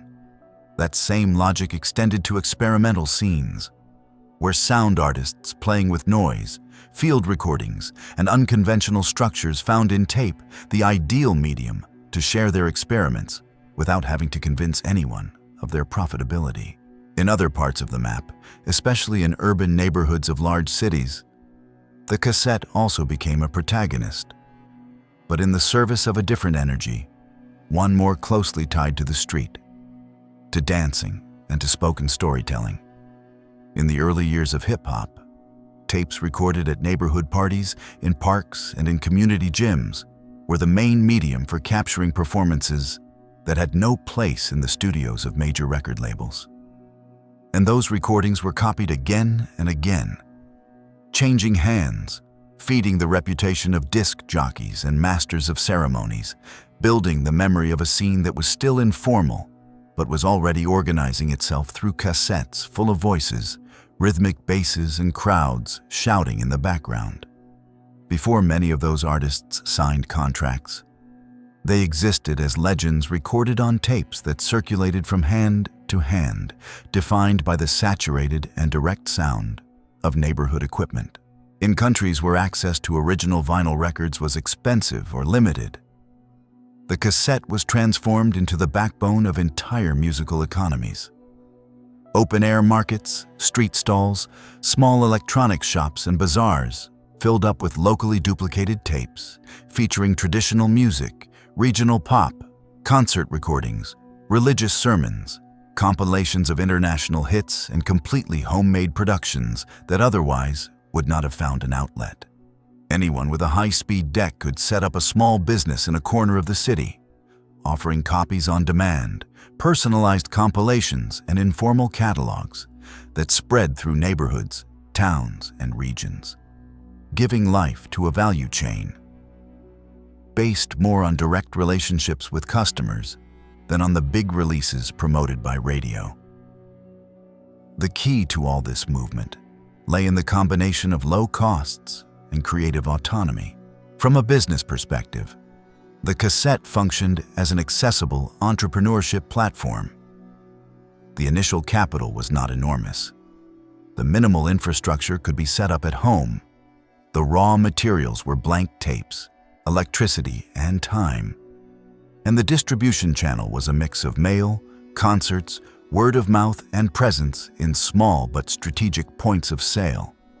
Anyone running a cassette label learned, almost out of necessity, basic notions of accounting, logistics, direct marketing, graphic design, customer service, and catalog planning, without having gone to any business school. Guided only by the urgency to share what they were doing and to keep the project alive. Moreover, the flexibility of the format invited experimentation without fear of failure, because the cost of making mistakes was relatively low. Editions of 20 or 30 copies could be released to test an idea, gauge the response, adjust the sound, change the approach, and record again, all without having to face huge minimum runs or risky investments in vinyl pressing plants. That creative freedom translated into an incredibly rich soundscape, full of radical proposals, hybrid styles, sonic collages that mixed political speeches, machine noise, radio fragments, and rhythmic basses, all fused onto tapes that reached the right ears thanks to that network of contacts built with patience and perseverance. The low-fidelity aesthetic, with its background noise, its small speed fluctuations, and its occasional saturations, stopped being seen only as a flaw and began to be, in many contexts, a mark of authenticity. Listening to a slightly worn tape from a home-based label was not the same as putting on a polished album from a major company. And many listeners valued precisely that feeling of accessing something raw, direct, and unfiltered, as close to the moment of creation as the available technology allowed. In that sense, cassette culture anticipated a sensitivity that decades later would be reclaimed by scenes that value imperfection as a synonym for truth and personality. At the same time, this parallel ecosystem coexisted with a legal and ethical framework full of gray areas. Because between liberating creativity and uncontrolled copying, there was a thin line that was easily crossed, especially when the possibilities of duplicating and redistributing commercial content began to merge with these exchange networks and with the informal markets of half the world. The same double decks that served to launch independent labels and experiment with new sounds were available to copy entire albums by established artists. And that capacity so valuable to those who wanted to listen and create without limits, began to be seen by the traditional industry as a threat that had to be stopped at all costs, fueling a conflict that in the following years would become increasingly visible and confrontational. The cassette as a weapon of mass piracy. At the beginning of the 1980s, when record labels were watching sales figures grow and major releases filled shop windows, there was a phenomenon that was beginning to seriously worry industry executives. The very same tapes that were used to record demos, mixtapes, and underground projects were being used on a large scale to copy commercial albums, radio programs, and hit compilations, to the point that, in many markets, a very significant part of the music that was consumed did not come directly from official factories, but from domestic double-deck players, flea market tables, and small, informal businesses. The cassette had become a democratizing tool for users. But from the point of view of the traditional industry, it was beginning to be seen as a kind of weapon of mass piracy that threatened the logic on which the record business was built. The image was so everyday that it almost went unnoticed. A person would buy an original album on vinyl or on cassette, arrive home, put it on a system with a double deck, and make a copy for the car, for a friend, or in case the original gets damaged. That gesture, which individually seemed innocent, multiplied across millions of households and combined with a very active culture of exchange, generated a constant flow of copies that escaped any form of control. The cassette allowed successive copies to be chained with a loss of quality that many listeners found acceptable. And that characteristic, added to the low cost of blank tapes, fed a parallel economy in which money circulated far from the official channels of the record industry. In countries where the prices of records were prohibitive in relation to the average salary, the pirated tape was not just a temptation. It was almost the only real way to access international music and certain local productions. Flea markets, street stalls, neighborhood shops, and bus stations filled up with improvised tables lined with cassettes placed on their sides, organized by genre or by artist, accompanied by photocopied covers or ones written directly by hand with marker. The customer chose between various compilations of summer hits, fashionable bands, romantic classics, or selections of regional music. And many times the copy was made on the spot, with the seller handling 2 or 3 decks at the same time, swapping tapes with incredible ease to serve everyone. In that context, the boundary between informal consumption and serious business became blurred. There were those who copied tapes among friends, with no exchange of money, as a natural extension of a sharing culture. And there were also organized duplication networks that operated practically like companies, with catalogs, tape suppliers, agreements with transporters, and presence in multiple cities.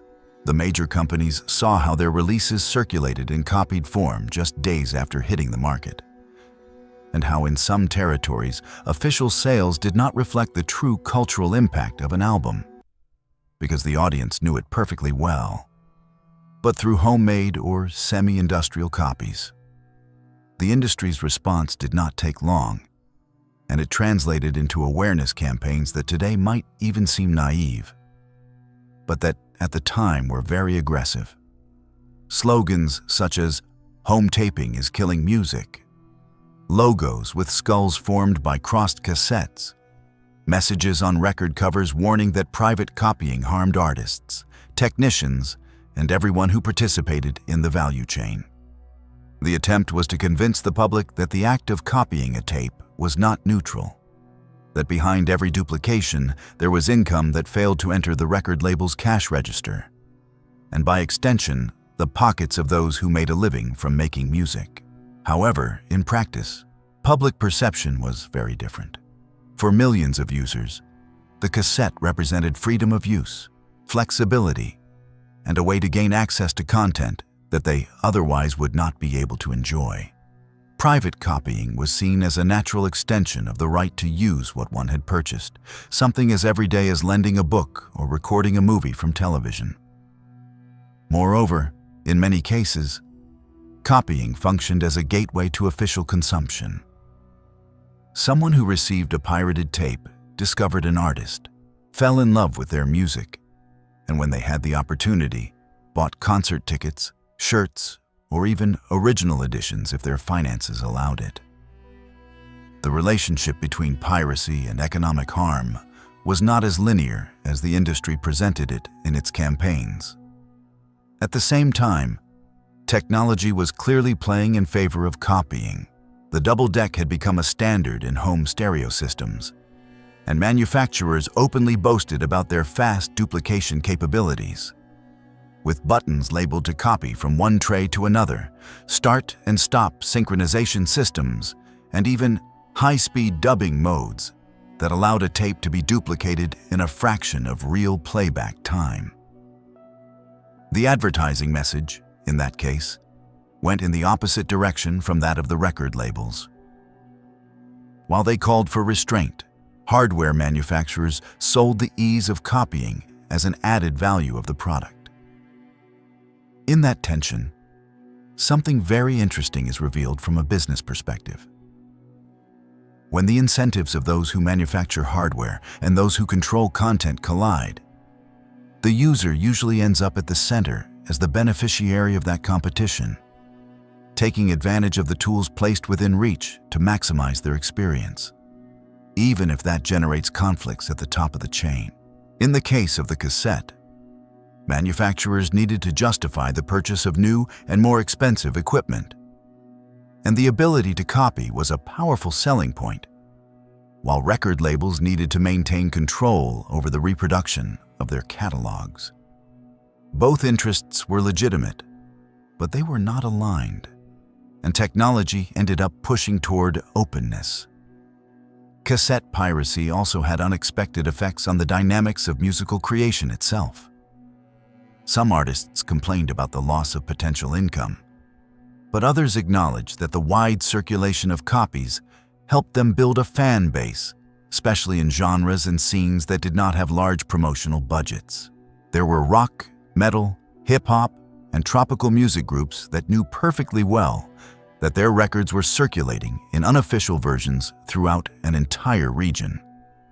And they sensed that this presence in the hands of thousands of listeners could translate into full venues when they went on tour, into a level of prestige that they would have been unlikely to reach only through traditional channels. For many small merchants and informal entrepreneurs, the pirated tape was a business opportunity that, although it operated in a legally ambiguous or directly illegal space, represented in practice a source of income in contexts where alternatives were scarce. Setting up a cassette stall on a market corner required a relatively low investment, allowed for flexible working hours, and with a bit of instinct for detecting what people wanted to listen to, could support an entire family. From a strict point of view, that economy was built on the unauthorized use of protected content. From a broader social perspective, it filled gaps that neither the state nor large companies were covering. The moral question became especially complex when the dynamics of piracy intersected with those of the independent cassette culture discussed earlier. At one extreme, there were duplicators who unscrupulously exploited complete catalogs of established artists. At the other, home labels that allowed free copying of their tapes as long as they reached farther. Between those two poles stretched a continuum of practices where the line between what was allowed and what was forbidden, what was fair and what was abusive, was in constant debate. This discussion anticipated, almost precisely, the conversations that decades later would take place about digital downloads, peer-to-peer networks, and streaming platforms, with the same arguments reappearing again and again under different forms. For the companies that dominated the music market, the cassette was at the same time a great ally and a difficult enemy to control. It allowed them to sell enormous quantities of official music cassettes, expand their presence into contexts where vinyl would never have reached with such strength, and diversify revenue thanks to the rise of portable players and in-car audio. But it also facilitated the birth of a gigantic secondary market, made up of copies, exchanges, and home duplications that no advertising campaign ever managed to completely stop. The format made it clear that once copying technology installs itself in everyday life, the content business has to adapt, search for new models, and explore other sources of value. While the offices of the major companies accumulated reports, complaints, and proposals for harsher laws against copying, the reality on the street continued its course, with tapes playing in vans, taxis, long-distance buses, and private cars traveling through cities and highways, carrying recorded music to every corner. And in that mobile landscape, the cassette consolidated itself as an indispensable companion for any journey. Radios and the soundtrack of the street. In the decade of 1980, when traffic was beginning to become the inevitable soundtrack of urban life in half the world, the cassette found a perfect stage to deploy all of its social potential. The interior of the car, that intermediate space between the private and the public where people spend hours trapped in traffic jams, traveling highways, crossing neighborhoods and secondary roads, and where music plays an almost therapeutic role, capable of turning a routine journey into a moment of escape, concentration, or celebration. The radio had occupied the dashboard for years, but the arrival of the cassette in car audio systems changed the rules of the game in a radical way, because it gave the driver something that, until then, they had not had. Almost absolute control over what sounded and when it sounded. The scene was repeated in thousands of dealerships. Someone picked up their new car, sat behind the wheel, looked at the front panel of the system and, next to the radio tuning buttons, found a cassette slot that seemed to invite them to bring their own collection into the interior of the vehicle. From that moment on, trips no longer depended on a station getting the tone of the day right, with the appropriate mix of music and talk, because it was enough to carry a few tapes in the glove compartment, to have physical playlists available, adapted to each mood. Cassettes for long trips, for predictable traffic jams, for silent early mornings, for journeys with children in the back seat, for nights returning after work. The glove compartment, the door pockets, and even the sun visor turned into small, improvised sound libraries, with hand-labeled tapes, others directly without covers because they had been copied in a hurry. Some worn out from so much use and others almost new, waiting for their moment. The gesture of choosing which cassette to play when starting the car became part of the ritual at the beginning of any journey. A brief act, but one loaded with meaning, because it involved deciding what emotional atmosphere would accompany those minutes or those hours on the road. In many cases, the tape playing in the car had a special connection with the person driving. It was associated with memories, with specific stages of life, with people who were no longer there, and that emotional weight was reinforced with every playback. In the professional sphere, the cassette also reshaped the experience of those who literally lived on the road. Truck drivers, taxi drivers, transport workers, sales representatives who crossed several provinces in the same week. For them, the cassette deck was more than a luxury. It was an instrument of mental survival, a way to fight the monotony of the asphalt, to stay awake, to feel accompanied on endless stretches. Some preferred recordings of radio programs, monologues, matches, comedy sessions. Others opted for uninterrupted music compilations, meticulously designed to link hours of driving without letting morale drop. And in each truck or taxi cabin, cassettes accumulated that drew the sound map of each driver. In cities, the cassette made music stop being something you listened to only inside the home or in specific venues, and turned it into a constant presence in the street, filtered through the rolled-down windows of cars, driving with the volume slightly high. Through delivery vans with rear doors open while a tape played almost to the point of wearing out. Through taxis where the passenger found themselves enveloped in the driver's musical selection, which often became a topic of improvised conversation. The street acquired new layers of sound, with fragments of different songs superimposed over the noise of traffic. And in certain neighborhoods, certain styles dominated so strongly that it was enough to walk a few blocks to know which genre reigned there at that moment. From the perspective of consumption, the cassette in the car reinforced a very specific type of purchase. Tapes for the road. Many people allowed themselves to buy an album on cassette even if they already had it on vinyl, solely to listen to it in the car without worrying about where.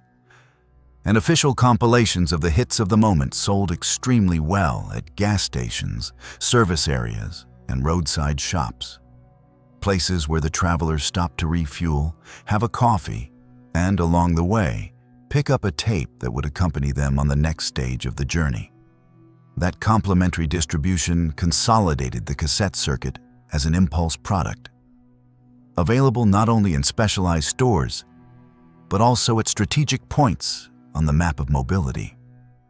In many countries, specific neighborhoods and communities began to identify certain cars by the sound they projected, by the way they used the cassette as a cultural loudspeaker, as a sonic calling card. There were cars that, upon turning the corner, already made clear which style dominated inside. Salsa, rock, cumbia, heavy metal, rap, flamenco, early electronic music. And that display was not accidental. It was part of an aesthetic, a way of occupying public space through music. For many young people, having a powerful cassette system in the car was almost as important as the vehicle itself, because it allowed them to turn every lap around the neighborhood into a small performance. From an entrepreneurial point of view, the rise of the cassette in cars opened up new business opportunities that went far beyond the sale of tapes. Specialized audio installation workshops appeared, companies dedicated exclusively to car sound systems, vendors who offered everything from basic units to incredibly sophisticated systems for the time. With amplifiers, equalizers, and multiple speakers, many of these businesses grew fueled by a demand that mixed functionality and aspiration. The cassette system in the car became a status symbol, a way to display musical taste, purchasing power, and belonging to certain subcultures. In parallel, the massive presence of cassettes in cars reinforced the role of the format in social contexts where music was experienced collectively in open spaces. Improvised parties on vacant lots, gatherings in parking areas, meetups of customized cars, and weekend hangouts were fueled by the sound coming from cassette systems, with tapes specially prepared for the occasion, full of dance tracks, rhythmic basses, and mixes that had often been created expressly for that type of gathering. The car, in this sense, functioned as a loudspeaker on wheels that could transform an empty expanse into a dance floor in a matter of minutes. Buses and minibuses of collective transport were also imbued with the logic of the cassette, especially in regions where routes were long and travel formed part of the daily life of thousands of people. Bus drivers with their own cassette collections became, without intending it, music programmers for entire journeys, choosing what played for hours, repeating certain tapes until passengers knew the order of the songs by heart. In some places, passengers came to associate specific bus lines with a particular musical style, as if each route had its own corporate soundtrack, built informally, tape by tape. This omnipresence of the cassette in vehicles of all kinds also had a curious effect on the way certain musical genres were created and perceived. Many artists began to think about how their songs would sound inside a car, with engine noise, vibrations, and the limitations of speakers installed in doors and rear shelves. And that awareness influenced production, mixes, and the importance of certain frequency ranges that would cut through well in that environment. The car became a kind of practical laboratory where the effectiveness of a track was tested. If it held up well on the trip, if it accompanied the journey, if it made you want to sing along or repeat it, it was a good sign of its potential success. Without anyone having planned it from the beginning, the cassette transformed the experience of moving through the world into something far more sonic, personalized, and in many cases, memorable. Memories of roads, curves, traffic jams, and landscapes became attached to specific songs that played on already worn tapes. And for years, it was enough to hear those tracks again, for the mind to return instantly to that specific car, with its smell, its upholstery, its company, and its context.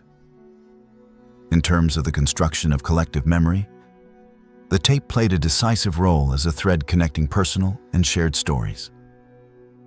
With all that fabric of living rooms, cars, buses, vans, street markets, bedrooms, street parties, and underground networks already consolidated, the cassette found itself at the highest point of its influence, occupying very different layers of social and economic life, ready to star in a stage in which production figures, sales, and cultural presence would reach heights that were difficult to imagine when that first cartridge was timidly presented at a fair in Berlin. Years of glory, the king format of the 80s. In the first half of the 1980s, the cassette stopped being simply one more option on the shelves and became, without qualifications, the absolute protagonist of the music industry. The format that filled shop windows, kiosks, gas stations, department stores, and neighborhood shops, to the point that, in many countries, tape sales clearly surpassed those of vinyl records and any other physical medium. The small plastic cartridge that had been born as a dictation tool in offices now appeared stacked in large display towers, organized by genres, by artists, by new releases and special offers, in a commercial landscape where it was hard to imagine that, barely 20 years earlier, recorded music had been confined to the static ritual of the turntable.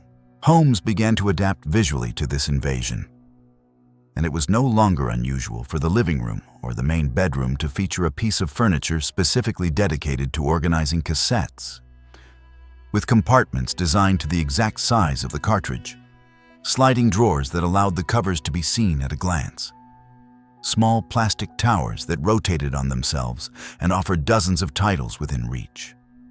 Where books or decorative objects had once been displayed, rows of green, red, black, and transparent tapes appeared in countless households, with spines handwritten or printed in striking typefaces. Music quite literally became furniture, part of the domestic landscape, a visible and permanent presence that accompanied everyday life, even when the sound system was turned off. The shopping experience also changed its tone. Entering a music store in the full golden age of the cassette meant plunging into a sea of folded cardboard covers wrapped in plastic, with titles repeated on vinyl and tape, even though each format had its own personality. Vinyl presented itself as an object of cult, large and solemn. The cassette as a daily companion for battle, light, portable, ready to move from the living room to the car, from the car to the Walkman, and from the Walkman to a friend's house. Many people, especially the youngest, no longer saw the tape as a cheap substitute for the record, but as the logical version of an album, the one that integrated all forms of listening into a single purchase. The industry understood very quickly that the cassette required a specific approach, and covers began to be designed with that narrow format in mind, that small rectangle where the visual identity of the artist, the album title, and some graphic element that stood out among hundreds of offers had to be condensed. The art of graphic miniaturization was refined. Details were selected from vinyl covers. Bright colors were added, large letters, highly contrasted photographs, all aimed at capturing attention in an environment saturated with options. Upon opening the case, the listener would find booklets that, despite their reduced size, included lyrics, technical credits, additional photographs, and even personal messages, creating a more intimate relationship with the object. On the technical front, the quality of commercial cassette productions reached levels that would have been unthinkable in the early years of the format. Pre-recorded tapes began to use higher-grade formulations. Specific mastering processes were applied. Alignment between factory recording and standard playback on home equipment was carefully managed. And the presence of systems such as Dolby was proudly indicated on the back of the covers. The result was that, on a well-adjusted system, listening to an album on cassette stopped being perceived as a compromise in quality and became a fully satisfying experience, as valid as vinyl for the majority of the public. At the same time, the ecosystem of devices surrounding the cassette expanded in an almost organic way. Radio cassette players of all sizes, from the most modest ones for the kitchen to enormous portable systems with large speakers, high-fidelity towers with dual decks, equalizers, and remote controls, integrated and removable car players, Walkmans and competitors from every possible brand. Each new device reinforced the centrality of the tape because it needed content to justify itself. And each new cassette release reinforced the need to have a convenient device on which to play it. A kind of virtuous circle emerged, in which hardware and software fed each other. Popular culture absorbed this prominence of the cassette with surprising naturalness. In music videos, films, and television series, tapes appeared as everyday objects.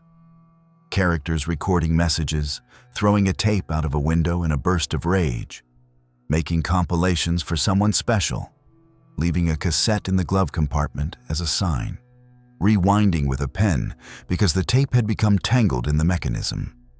That very characteristic gesture of inserting the pen into one of the reels and turning it again and again was etched into collective memory as an inseparable part of the format's experience. A reminder that, even though technology had advanced, there was still something mechanical, manual, and tangible in the relationship with music. The nostalgia that today is associated with the cassette has much to do with that physical dimension.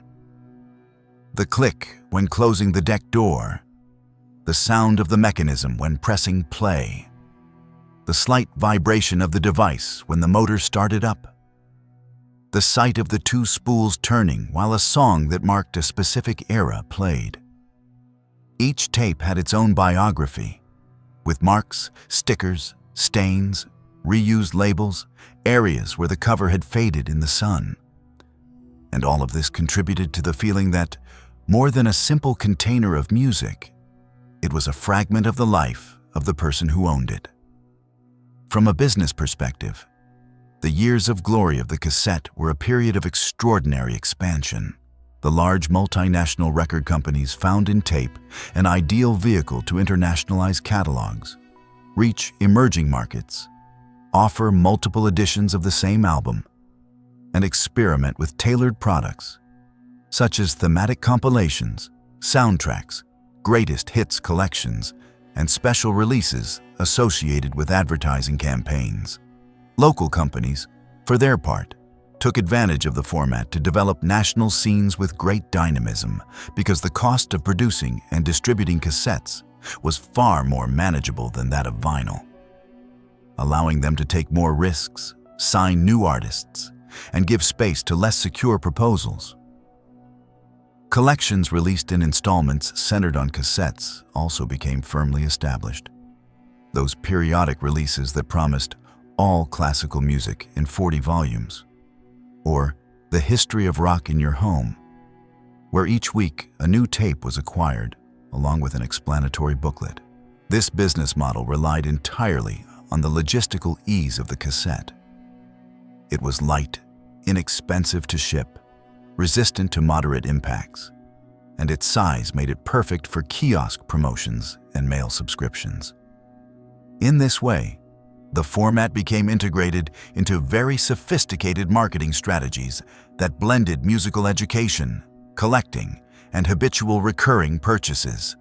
Meanwhile, on the creative user side, the rise of the cassette as the king format did not dampen the effervescence of mixtapes, independent labels, and informal networks, but rather amplified them.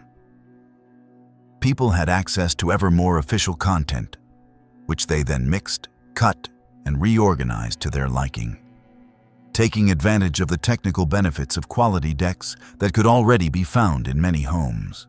The result was a true tape economy, where corporate giants, neighborhood entrepreneurs, underground artists, and anonymous users coexisted, all transforming their relationship with music into an active, almost artisanal activity. What is most interesting about this stage is that, from the inside, it was lived with a sense of stability, as if the cassette had arrived to stay indefinitely, as if that balance between acceptable quality, reasonable price, portability, and ubiquity were unbeatable.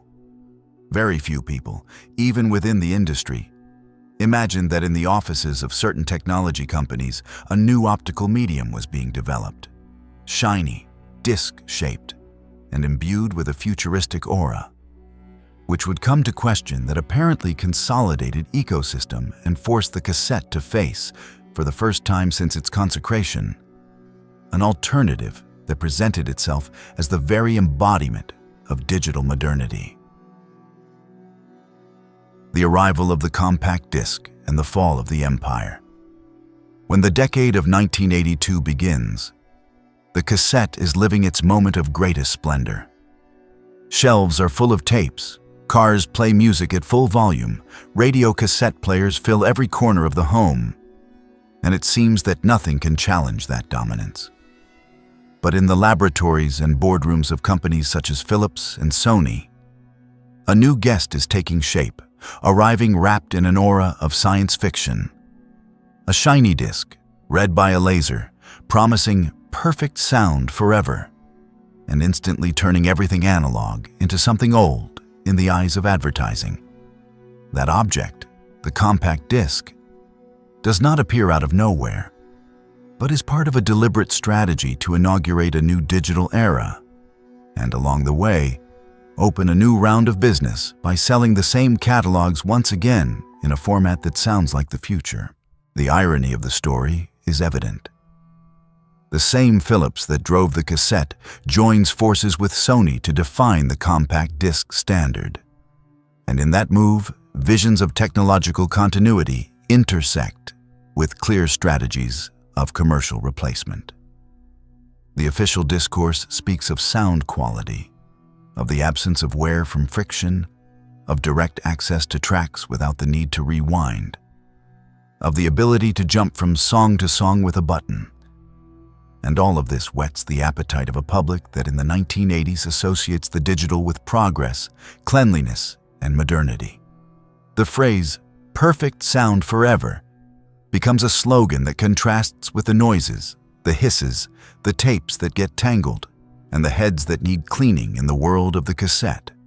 The first compact disc players reached the market with high prices, almost luxurious, aimed at audiophiles and technology enthusiasts who are willing to pay to be the first to have that futuristic device in their living room. The compact disc, at first, coexists with vinyl and cassette as a premium option, replacing nothing immediately, but it begins to occupy a very powerful symbolic space. The high technology corner in stores, the equipment shown in the most elegant advertisements, the object displayed to visitors as proof of being up to date. Meanwhile, record labels enthusiastically observe the potential to sell the great classics once again in this new format, remastered and packaged as if they were completely new products. As the second half of the decade of 1980 unfolds, the prices of players drop, factories are optimized, disc production increases, and the compact disc leaves behind its status as an exclusive product to become the aspirational standard for most households that can afford it. Stores reorganize their spaces, create increasingly large sections for compact discs, relegate vinyl to specialized corners, and begin to progressively reduce the offering of cassettes, even though they remain fundamental in many markets. In that process, the cassette loses ground in the narrative of the future, even while remaining indispensable in practice for the car, the Walkman, and portable listening. Contexts in which the compact disc has not yet achieved a satisfactory adaptation. The truly hard blow for tape arrives when compact disc players for automobiles and the first portable Discman devices begin to become more reliable and affordable. At first, compact discs in the car are almost an uncomfortable experiment, with constant skipping every time there is a bump. But engineering advances, shock absorption systems, and buffer memories appear that solve part of the problem. And suddenly, the promise of crystal-clear sound on the dashboard becomes credible. The user, who previously accepted cassette hiss as part of the sonic landscape, quickly becomes accustomed to the cleanliness of the compact disc, to not having to rewind, to seeing the track number on a digital display. And that sensation begins to shape new expectations. In parallel, the way music is presented also changes. The compact disc allows for longer duration than standard vinyl, leaves room to include extra tracks, bonuses, alternate versions, hidden material, and record labels exploit that advantage as a sales argument. Offering special editions on compact disc that turn the cassette into a less attractive option for those who want the definitive version. The size of the booklet also allows the inclusion of color photographs, extensive texts, complete lyrics, and detailed credits, taking advantage of the feeling of buying a sophisticated object, almost a collector's item, compared to the image of utilitarian simplicity associated with the cassette. Meanwhile, the cassette begins to suffer an erosion of image that goes beyond objective sound quality. Advertising, specialized press, and social conversation start to label it as old technology, associated with a time prior to the digital age, something tolerated out of habit or lack of resources, but no longer a symbol of the cutting edge. In many homes, at the beginning of the 1990s, the pattern repeats itself. A music system with a compact disc player is purchased. Tapes inherited from previous years are kept. The cassette continues to be used in the car and in the Walkman. But new music purchases are made increasingly on compact disc. The flow of new catalogs shifts, and with it, the center of gravity of the business. The decade of 1990 accelerates this transition, while at the same time introducing a new actor that further complicates the landscape. Domestic digitization through the personal computer. The compact disc, which had been presented as a read-only medium, begins to face the development of compact disc recorders, the famous recordable compact discs that allow users to make digital copies with very little loss of quality, compile their own discs, extract audio, and distribute it with fidelity superior to that of the cassette.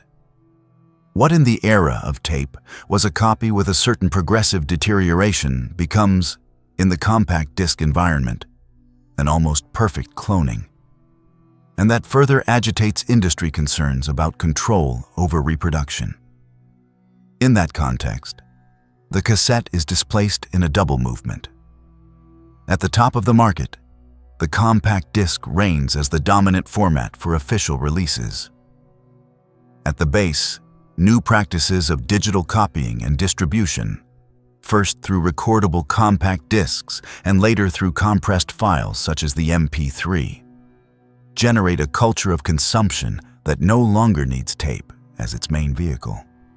The cassette is trapped in the middle, too analog to compete with the cleanliness of the compact disc, too physical to integrate into the immediacy of digital downloads that emerge at the end of the 1990s with services and networks that allow songs to be shared from computer to computer in just a few minutes. The definitive symbolic blow arrives when portable players leap from tape and disc to digital files. If the Walkman had been the triumph of the cassette, the launch of MP3 players and later devices with large storage capacities marks a change of era in portability. There is no longer a need to carry several tapes or discs. An entire collection fits into a tiny device with no moving mechanical parts, eliminating any concern about wear of the medium. The user's ear becomes accustomed to changing songs with a click, to effortlessly jumping between artists, to reorganizing playlists on the fly. And the gesture of rewinding a tape begins to be perceived as something remote, almost exotic. In market terms, the figures speak for themselves. Cassette print runs are reduced. Equipment manufacturers stop launching new high-end tape decks. Many new cars no longer include a tape player. Music stores cut back the space dedicated to the format, until relegating it to secondary shelves or abandoning it altogether.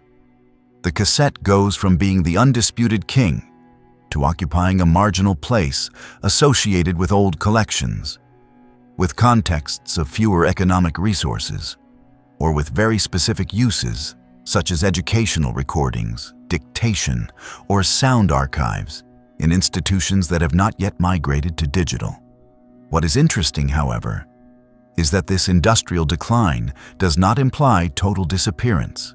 In homes around the world, drawers, boxes, and shelves remain full of tapes that people do not dare to throw away, because within them there are concerts recorded from the radio, voices of family members who have already passed away, programs that were never released in any other format, teenage band demos, love messages, compilations with stories behind them. These objects become small chests of analog memory. Even if the players work increasingly poorly or have to be rescued from storage to be listened to one more time, while the industry pours its energy into the compact disc and later into digital catalogs and streaming, the cassette remains tucked away in that territory of the emotional, of what is kept just in case, occupying physical space, but also emotional space, unknowingly waiting for the moment when the same nostalgia that fueled vinyl begins to look toward tapes with a mixture of curiosity, tenderness, and the desire to rescue what once seemed lost. Rescue, nostalgia, and the unexpected return. From the first years of this century onward, when the compact disc was already beginning to lose its shine in the face of digital files, and the first download platforms were changing the way music was consumed, it seemed that the cassette was destined to remain forever locked away in cardboard boxes, in damp storage rooms, and on shelves that no one cleaned very often, turned into a technological residue of a bygone era.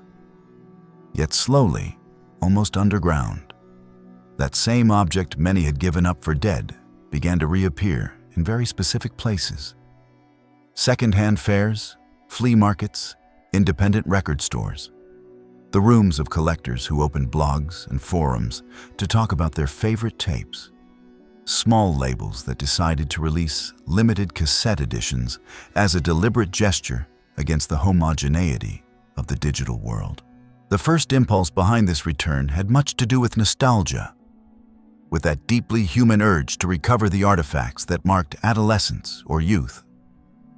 But it also responded to something more profound: the need to once again hold a physical object that represented a musical work at a time when everything seemed to have become intangible, compressed into files, subscriptions, and playlists that existed in the cloud, but took up no real space in people's lives.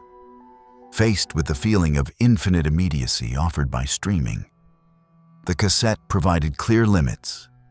Sides with counted minutes, covers that could be opened, papers that could be read, boxes that could be placed on a shelf and that reminded, through their silent presence, that something had been chosen and kept on purpose. In that context, some independent artists found in tape a way to stand out, to build a more intimate relationship with their followers, and to release special editions at a reasonable cost. Manufacturing vinyl records remained expensive and complex for many small projects. But producing a short run of cassettes with handmade covers, numbered by pen, with personal notes inside, proved viable even with very modest budgets. Each tape became an almost artisanal object, a piece of merchandise filled with affection that the fan could buy at a concert, in a store, or by mail, knowing they were part of a small community built around that specific music. As the decade of 2010 progressed, feeds the cultural impact of series, films, and marketing campaigns that used the cassette as a symbol of an era helped to broaden this revaluation.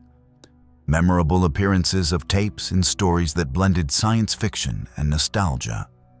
Soundtracks built around hand-recorded compilations, characters who found in a cassette the emotional key to an entire plot, led new generations who had not grown up with tape to look at it with curiosity, almost with fascination. The simple gesture of inserting a cartridge into a deck, feeling the click, and hearing the mechanism come to life became, for many young people, a new and exotic experience, closer to a ritual than to a technical action.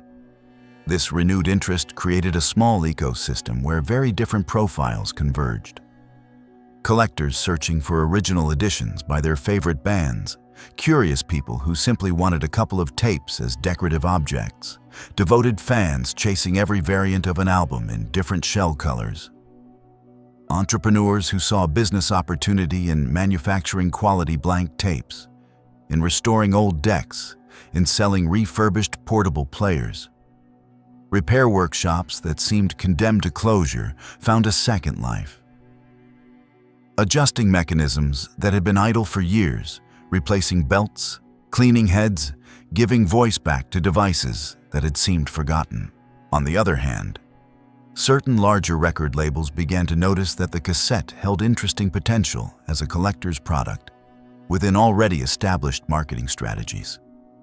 Releasing an album digitally, on vinyl, and on cassette allowed several fronts to be covered.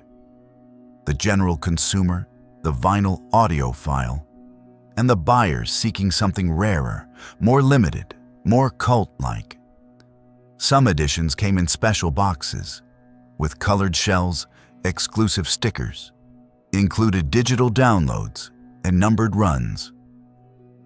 In this way, tape ceased to be a simple, inexpensive alternative and became part of a premium package, a nod to the most enthusiastic followers. In the world of mass pop, there was no shortage of big names who joined this trend and began offering cassette versions of their albums, taking advantage of the fact that their fan bases were willing to collect physical formats, even if they listened most of the time through streaming. Seeing contemporary superstars announcing tape editions of their new works carried a delightful paradox. The symbol of the analog era returned as a luxury complement in the heart of the digital age. And this movement showed that formats, when they connect emotionally with people, can be redefined again and again, beyond their supposed technological expiration date. From an entrepreneurial perspective, the return of the cassette generated a series of very specific, yet far from negligible niches. Duplication companies once again received orders for small and medium runs. Brands emerged dedicated to manufacturing blank tapes in striking colors, with transparent shells, metallic sparkles, or customized designs. Online stores specialized exclusively in selling cassette releases from labels all over the world, taking advantage of easy shipping. Festivals and music events included tape fairs as parallel activities, where attendees could discover labels and artists who published only in that format. The old tape, far from reappearing as a mere decorative whim, became integrated into concrete business models, adapted to the reduced but intense scale of the communities that sustained it. The cassette, in this new stage, no longer competes to be the dominant format, nor does it aspire to displace streaming or digital platforms, but instead positions itself on a different plane, that of the tactile experience, of the object that is given as a gift, of the emotional souvenir linked to a concert, to a special campaign, to a meaningful musical discovery. Many people buy cassettes, even knowing that they may listen to them only rarely, but they value holding something that symbolizes their bond with an artist or with a specific moment in their lives. In that sense, the tape functions almost like a garment, a print, a poster, an element of identity rather than as a primary listening medium. At the same time, not everything is nostalgia or collecting, because in certain specific styles, especially in some electronic, experimental, lo-fi, and underground music scenes, the cassette continues to play a functional role as an economical and direct distribution medium, very much in line with the old cassette culture. Small labels release tape series with daring artwork, limited and numbered runs, and sometimes with content that does not even reach digital platforms, as a way of rewarding those who truly engage with the scene and remain attentive to those parallel circuits. For many creators, the process of deciding what is released only on tape and what is uploaded to the internet forms part of a conscious strategy of community building. What is extraordinary about this unexpected return is that it places the cassette in a third life. After having been a revolutionary technology and after having been a mass format, it now becomes a cultural symbol of resistance to everything immediate, a shared language among those who value the time it takes to rewind, to flip the tape, to listen to an entire album without jumping from track to track. In a certain way, the tape serves as a tangible reminder that the relationship with music can be something more than an infinite catalog scrolled with a finger. It can also be a deliberate gesture, a finite and physical space where a part of each person's life can fit. And it is precisely in this third life, in this strange balance between nostalgic object, creative tool, and niche product, that the cassette finally reveals its true historical footprint. Because it forces us to look back and ask what really changed in our way of listening, recording, sharing, and undertaking ventures around sound since those 1960 years when Lou Ottens carved a block of wood, up to this hyper-connected present in which we continue to search for ways to feel that music is, in some way, ours. The legacy of the cassette. When we look back and calmly trace the entire life of the cassette, from that prototype intended for dictation to its return as a cult object in the middle of the streaming era, what becomes clear is that its importance goes far beyond the specific technology. Because what truly proved decisive was the way that small cartridge taught millions of people that they could make decisions about their relationship with sound, shape it, organize it, and even turn it into the center of personal projects and business models that would not have existed without that modest and compact tool. The legacy of the cassette is not measured solely in sales statistics or in the number of tapes manufactured. It is measured in habits, in customs, in ways of understanding creativity that have survived every change of format. The first great thread of that legacy has to do with control. Before the cassette settled into homes, cars, and bags, listening to music largely meant accepting someone else's programming. What the radio decided, what was available in the store, the order of a record fixed forever in the groove of vinyl. The schedule of a program that, if you missed it, was gone forever. The tape introduced a radically different idea into that dynamic. The possibility to record, pause, erase, re-record, chain content to your own measure. Repeat the same fragment again and again. Physically jump from one point to another by rewinding. Build your own compilations. Design the music that would play during a trip, at a party, on an ordinary afternoon. That feeling that the user had real power over the sound flow they consumed was a profound cultural shift. From the moment millions of people could press record and capture a song from the radio, an important conversation, the voice of a family member, a concert on television, the boundary between creator and listener was transformed forever. The cassette turned anyone into an editor, a curator, a programmer of their own content, and accustomed entire generations to the idea that one did not have to passively accept what others had decided, but could intervene, cut, mix, and reorganize. That habit, which seemed like a simple domestic game, prepared the mental ground for everything that came later in the digital world. Playlists, on-demand services, consumption at will. The constant expectation that it is the user who decides what plays and when. The second great axis of the cassette's legacy is linked to intimacy.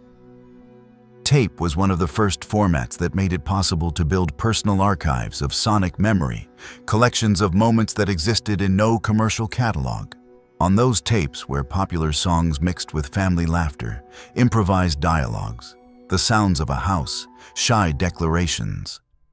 There was encapsulated a part of everyday life that no other medium had captured so naturally. Unlike photography, which requires a certain deliberation, or video, which for years was cumbersome, recording audio on cassette was simple, fast, discreet. And precisely for that reason, it captured fragments of reality that would otherwise have disappeared. It is difficult to measure the emotional impact of that sonic intimacy. But it is enough to think of the people who today keep tapes with the voice of someone who is no longer there.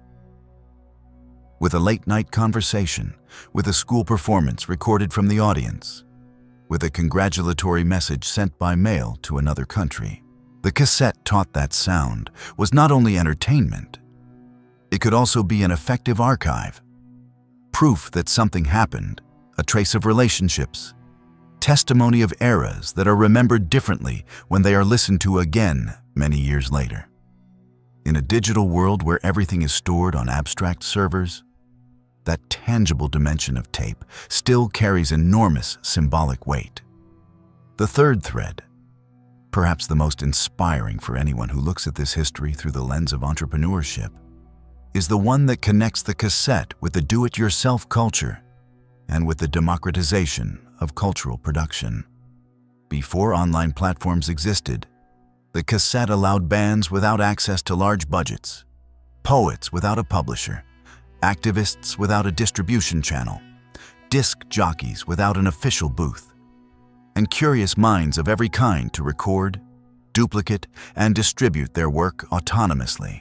With a double deck, some time, and a contact list, it was possible to set up a label, launch a catalog, establish exchanges with other countries, and generate small economies around content that would otherwise have remained locked within an intimate circle. That model teaches several valuable lessons. That a project can be born with few resources if it grows from a community. That small scale does not prevent cultural impact. That closeness to the audience can be a competitive advantage over larger and more rigid structures. And that a relatively simple technology, when placed in the hands of many people, becomes a platform for expression and business at the same time. The logic of cassette micro-labels, operating from living rooms and bedrooms, closely resembles that of today's creators who set up their own home studios, upload their content to digital platforms, sell merchandise, and directly manage the relationship with their followers. In addition, the cassette was an early laboratory for alternative distribution models. Postal mail networks with tapes crossing borders anticipated, in spirit, digital file-sharing networks. Street stalls selling hand-prepared compilations recall today's personalized recommendation channels. even if they worked through intuition and face-to-face conversation. Many of the current debates about intellectual property, copying, access, and control were already rehearsed in the tape era. Only then the conversation was about decks and flea markets. And now it is about servers and bandwidth. Another fundamental aspect of the cassette's legacy is the way it influenced the contemporary idea of the playlist. The digital playlists we now take for granted are, in essence, direct heirs of the mixtapes that so many people prepared for years. The medium changes, the tools change, flexibility increases, but the narrative logic is the same. Ordering songs to build a mood, chaining tracks that have a specific meaning for the person who groups them, dedicating that selection to someone, using music as a language that says things without needing to explain them. When someone today shares a list on a platform, they are repeating, with other means, an emotional gesture that the cassette turned into a habit. That continuity helps explain why the legacy of the cassette does not disappear despite technological changes. People no longer need a plastic cartridge to make a compilation, but they still think about music in terms of personal sequences, soundtracks for specific moments, collections that speak about who we are. The idea that listening is a way of organizing one's own identity, and that we can edit the music of our lives, took shape in the tape era and has only expanded since then. If we look at all this from the point of view of someone interested in entrepreneurship, the history of the cassette condenses several powerful teachings. It shows that a product can have multiple lives depending on how it is used and what narrative surrounds it. That a seemingly small technical innovation, enclosing tape in a compact cartridge, can trigger gigantic transformations. That opening a standard instead of closing it can turn an idea into a global phenomenon. That listening to the user and observing how they appropriate a tool can reveal business models that were not part of the original plan. It also reveals that the formats that work best in the long term are those that allow themselves to be hacked, bent, reused, and reinterpreted by people, instead of trying to control every use from above. Ultimately, the legacy of the cassette can be summed up as a combination of three forces: the desire for control over what we listen to, the need to store and share fragments of our lives in the form of sound, and the entrepreneurial drive that turns any accessible technology into a starting point for creative, cultural, and economic projects. Even today, when we talk about content creators, newsletters, podcasts, video channels, artists who self-manage their careers, many of the logics that sustain them closely resemble the world of cassette culture and that hybrid ecosystem of home, street, car, and postal mail, where the idea that anyone can be, at the same time, listener, editor, and producer began to take shape. And perhaps there lies the most fitting image to close this journey. Thinking of that small plastic box spinning inside a deck, pushed by a tiny motor, while on the other side, someone listens, records, rewinds, starts again, without knowing that this everyday gesture is tracing a direct bridge to the way in which, decades later, we continue to build the soundtrack of our lives in a world that changed its format, but not its need. Thank you for joining me on this journey through the history of the cassette. A trip full of ingenuity, emotions, and small, everyday revolutions. I would love to read you in the comments. Tell me whether you ever used tapes, what memories you keep of them, or which one was the first you owned. If you enjoyed this content and want to keep discovering more stories like this, I invite you to subscribe to the channel. Good night.